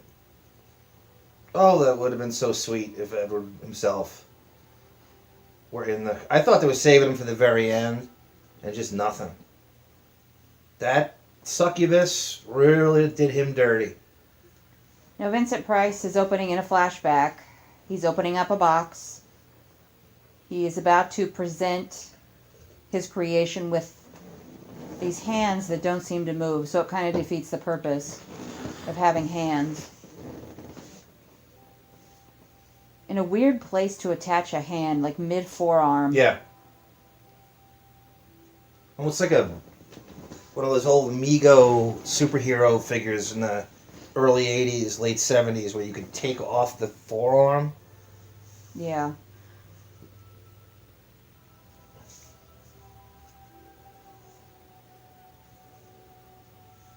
Edward staring at the hands. And you could hear the omnipresent Danny Elfman, Tim Burton soundtrack glowing on. He's probably the best there is. Well, him and John Williamson and Hans Zimmer. Those are the three guys you hear all the time doing. Depp gives a weird kiss to the tip of a fingertip, and then down goes Vincent Price. The kiss of Depp. And the hands are destroyed by the scissor blades That's going quite through a them. set. Now, if those hands are that fragile, why would you expect them to work in everyday life? Have you been to Universal Studios or anything? Yeah, a few times. Do they have anything on this? What year did this come out? 90? No. Late 1990. I was there in 88 and then not again until 2004, so that was pretty much... This movie got strong. A lot of Depp's movies had gotten weird, retroactively stronger as he got more. So, like, this, I felt like this got bigger. 10, 20 years later. Things like Donnie Brasco got bigger as the mob fascination took off. Donnie Brasco was like, people were like, I discovered this underrated, gritty mob movie, Donnie Brasco. And I'm like, no, I knew about it. It's fucking great. And you're getting to it now. I think it's as good as anything. Goodfellas, the overrated Godfather trilogy. We flash out to the Hot Wheels van out on the curb, and... Who's this dude? Anthony Michael Hall's... I don't know, but I think they look like they're relaxed after spending a little time together in the back of the van. So I don't know what happened. I am fervent about that. I am going to stick to this. I think this would be a great case for Officer Hansen undercover with those dudes investigating Anthony Michael Hall. Those are the perfect guys for Tom Hansen to fucking go. I'm telling you, they could cross this over with 21 Jump Street so easily. That'd be a good SNL sketch. Whose garage is that empty? This one? Yeah. There's a couple. Every neighborhood has the one like retired dude who sits in the garage, staring at everybody all day long, and you're kind of going, "Why do you even have a garage?" Certainly, the car isn't going in. There doesn't seem to be a lawnmower anywhere or tools or. The van is wreaking havoc with all of Edward's yard creations. An A-team.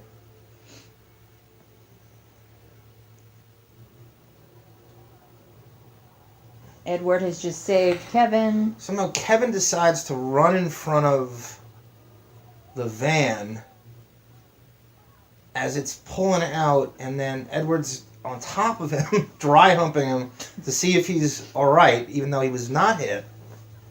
And he's in middle school. Now the entire neighborhood is converging on him, frightening him, and he's slashing back and mistakenly hitting everybody. This is exactly what happened to Tim Burton, by the way. Yeah. Evil suburbia. He saved someone from a van, and then the suburbia converged on him, and he lashed back. So was there a Michael Jackson type creeper in his neighborhood that had like Freddy Krueger claws? I know, it's amazing how you can cross over all those Depp things with this. You could cross over Nightmare on Elm Street and 21 Jump Street with this movie. Anthony Michael Hall has been slashed. Edward is being surrounded. Misunderstood.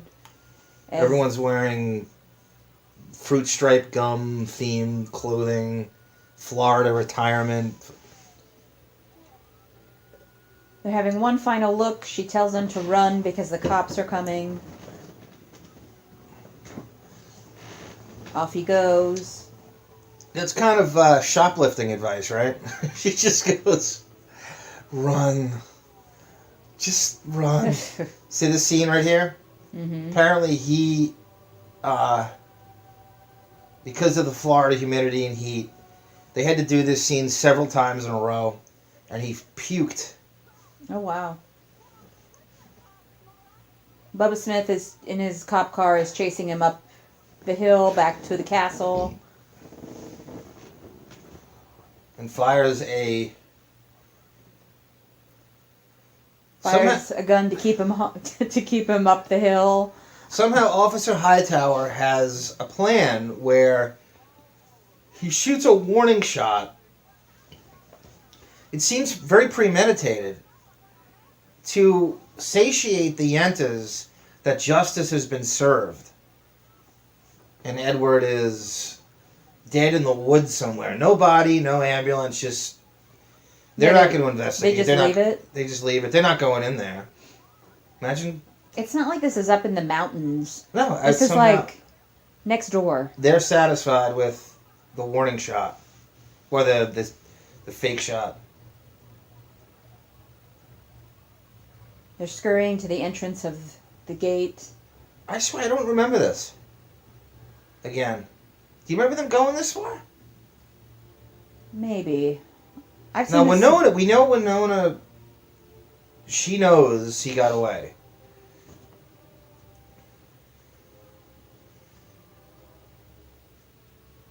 And she infiltrates the front yard. She's scurrying up the mossy stairs. She's inside, looking around at the dust-covered stone furniture. That's such a great set. Tim Burton lives for this castle and everything about... If you remember, the Batman '89 film, there's a scene, the climax with the Joker. It's a similar looking set. When they go up that bell tower. Mm-hmm.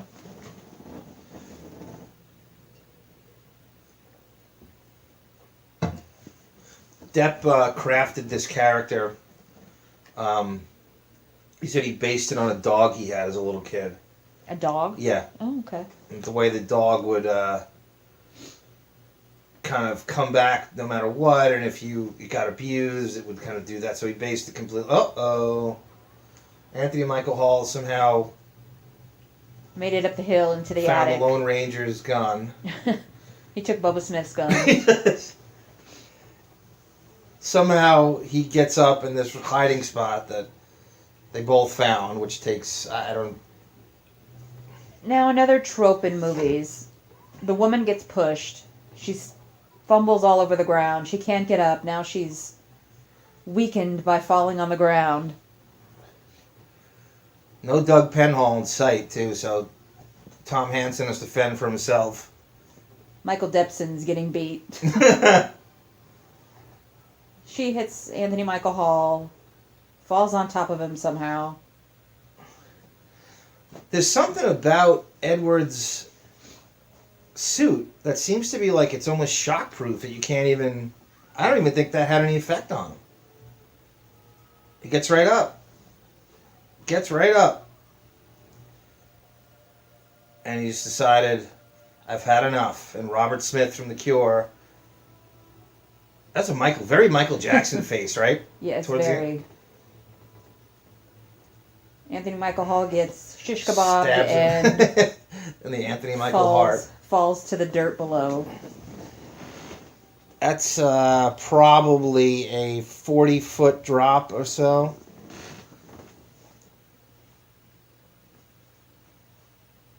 I think this is where some Cure music should swell. I will always love you. I wanted to use that for one of our intros, but I figure I'd have so many copyrights on that. And just a warning, I'm trying not to sneeze. However far I may, I will always love you. And now they're exclaiming there, where do we go from here? Edward gets some masturbatory lip action. He'll be using that as a visual for... Until Timothy Chalamet is born.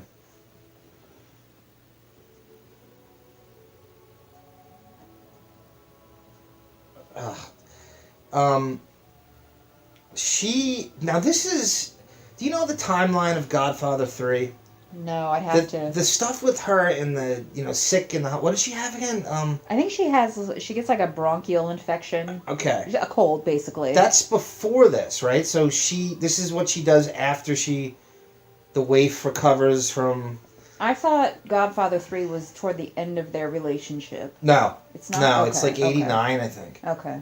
Is when the Sofia Coppola took her place.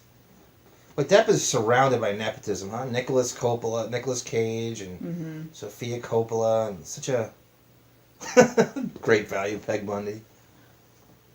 There's about 5 of them now. Anyway, she's addressing the Yentas from the steps of the Scissorhands. They're not castle. convinced he's dead, yeah. Meanwhile, there's a dead body at their feet. She holds up his scissors to prove it's over. And they don't know whether to be happy or sad, or the emotions are just running wild as the whole neighborhood, every single husband and wife gathered at this steps of this castle, and they're all going home wearing Christmas sweaters.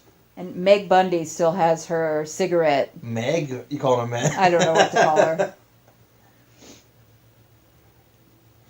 Oh, she still had a cigarette, and She still had a cigarette. Oh man, that's a committed smoker.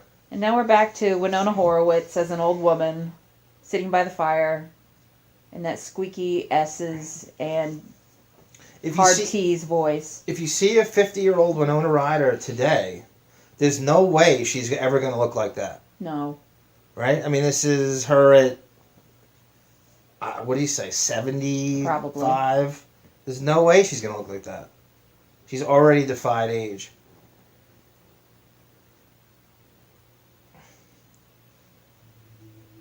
That's a great shot. How many times do you think the granddaughter zoned out during that story? Oh, yeah. I think that they probably cast... That's probably somebody's kid, I bet. It's probably like Alan Arkin's granddaughter or something. So many times when you see a bit part, there's always nepotism involved. So or it's some famous actress now. Yeah. You know. We flash to the Scissorhand Manor, and he is tooling around the yard, manicuring. It's almost, they say it's almost a happy ending. He doesn't age. No. Look at this bed for one 60-pound girl, if that.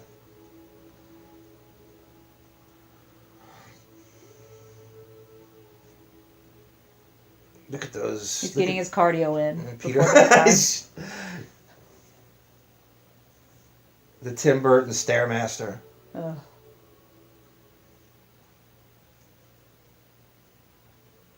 She's still talking to the granddaughter. Were you, did you get douche chills trying to see her do an old woman when you first watched this? Yes, I did. By the way, where did you see this? What was your first experience? I could not tell you. Do you remember how you see it in the theater when it came out? I don't think I saw it in the theater.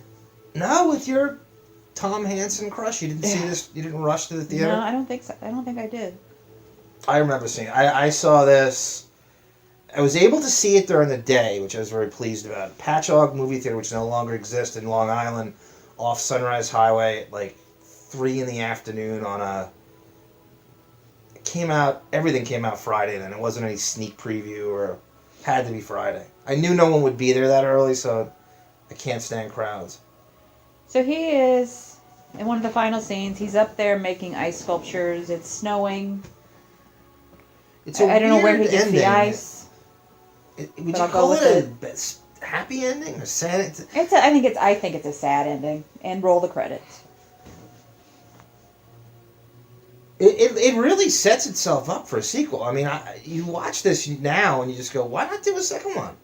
What was stopping him from credits? Bill Scott, you've done it again. You unit production the shit out of this movie. A young adult me would find this ending very depressing. Yeah, that's true. Because all you want to see, your mind is much more simplified back in those days. You want the man and the woman to get together. They don't get together, it's a bad ending. But you think about it now, it's like, this would never work. Did you have any idea Brooks P. Geyer was the Luma crane operator on this? I had no idea. Now I what we didn't know.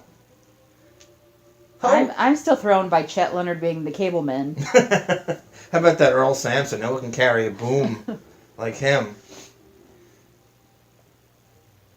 We have a black guy on the in the production stuff. It's probably Bubba Smith, and they just gave him a credit. It's one. What is a great? Actually, you're a huge Cleveland Browns fan. Did you know Tim Burton cast Jim Brown in Mars Attacks? Okay. One of the few Depp movies.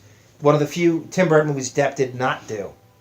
I've never seen that movie. Yeah, let's do the Depp Burton connection. Let's go over it real quick. The credits roll.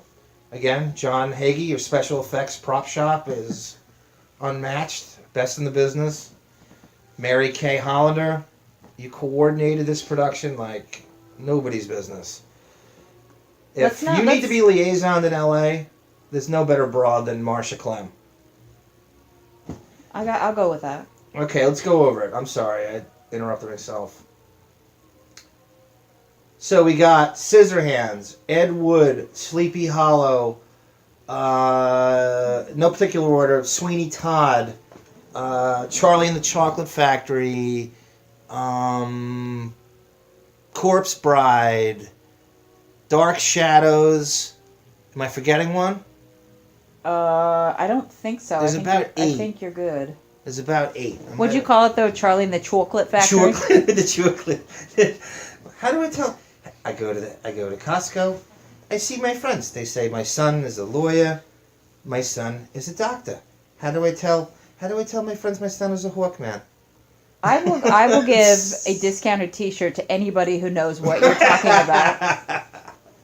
Do you know what I'm talking about? I've heard it from you. Okay, yeah, it's an old. I'm sure Tim Burton would love it. It's called Legends of the Superheroes. It was a live action, kind of goofy DC superhero thing that was playing on the Legion of Doom Super Friends thing, and it kind of had. And it was a comedy thing with a roast, and Ed McMahon hosted it. It was crazy. I recently acquired it, and the funniest scene is when Hawkman gets roasted by his mom. There's a cast. They're rolling the cast right now. John Davidson. You think John Davidson played hardball with his fee for this movie? It's one of probably the few things he had going. One of Depp's childhood He's fears. happy to be there. He got to confront his John Davidson fear. Depp also claims he has a recurring dream of being chased by Alan Hale from Gilligan's Island. So the man I'm actually skipper? calling Bubba Smith is like Rex. His real name is Rex, I guess. Okay, you want to go back and look at it? No. Let's keep going. I swear I've seen him before, but... The little girl on bike is played by Tabitha Thomas. Good job, Tabitha. I don't remember What are you. we doing for stunts in this movie? You really need 12 stunt people or 10 stunt... There was the one kind of fight scene, and... You think Anthony Michael Hall did his own stunt falling he from... insisted on doing his own stunts. I remember Depp bragging about doing his own stunts for Nick of Time. It was the first, kind of traditional action film he had done. But it was set... You saw Nick of Time at real time. Mm-hmm. Before there was 24, there was Nick of Time set in real time. Looking at the songs. Delilah with his hands. Yeah, it's not real. A song called With His Hands. With his hands, Winona. So we're filming in Tampa, mainly Tampa? Nice, yeah. Tampa. It's outside Tampa. Don't forget, this movie was Dolby Stereo. Oh, of course, you can spot that immediately. It was approved by 30658 by the Motion Picture Association of America. That's a tough cookie to crack. They don't usually approve stuff. And remember, the ownership of this it's going too fast. I thought I'd read it. 20th Century Fox produced and released this film. And now we are done. Thank you. That has been our director's commentary of Edward Scissorhands' 25th anniversary. It's actually 31 years old as Winona turns 50. And thank you for indulging us. Watch it yourself. And if any of these observations are things that you just don't connect in the movie, it's worth another watch. And with a 2021 set of eyes. Sarah, any last words? No, I'm good. Thank you, everyone. This has been the Deeppening WINO Forever, episode 4. Bonus content. Director's commentary. All right, thank you, everybody. So I resigned, but we're gonna go through your whole career. Yeah. Where was I going? Oh, so tell me about the Johnny Depp thing, because if you love Johnny Depp, which I don't, we all do. Don't read the Rolling Stone profile because it's terrible. It's very sad. He's completely loaded all day, drunk all day, stoned all day. Now he lost all his money. How long has this been going on? How long does it take to lose $650 million? Well, I heard you say that he had like 5 apartments on the same block, ridiculous amount of things, owns an island. He just, with that kind of money, with all the money from the pirate, that's where the majority of money comes. The pirates, they don't do shit in America, but overseas they do. And all the merchandising alone. Yeah. So he would buy 5 houses on the same block. He would buy 5 apartments in the same building. He bought a castle in London, a castle in France, a yacht that was 160 feet, an island in the Caribbean. Out of it, $20,000 a month on wine. Just crazy stuff. Yeah. So it's all coming to roost, and he's lost. Well, doesn't he have all those things to sell now? Not so much. He wants to buy an old yacht. The island, I put out a plan for him, like as if I know money, but I'm like, you got to get rid of everything, keep one house, get rid of all the hangers on, get rid of the island, get rid of the boat, just get rid of everything and get back on top. You're a great actor. Is he working? Yeah, there are things he's doing here and there, but he's gotten down to such an alarmingly low weight. It's hard to look at him. I have not seen him. He looks like... I met him, by the way, about a year and a half ago, and he took my book. He was really lovely. I saw that picture. He was so lovely to me. I know, he's a great guy. I know. Johnny's like that. He's very simpatico. When I was hanging out with Winona Ryder, she told me a lot about Johnny. She's the same birthday as me. When is that? October 29th. Oh, I didn't her. know. I didn't Yeah, know. we hung out. We went out a little bit. Yeah, that was that. After she got caught stealing at Saks Fifth Avenue. Okay, so that was like 17, 16 years ago, something like that. Winona and I So were she must have around. been like low. She was low key, down low. We started going out, movies, but she was, and I was too. We were druggy.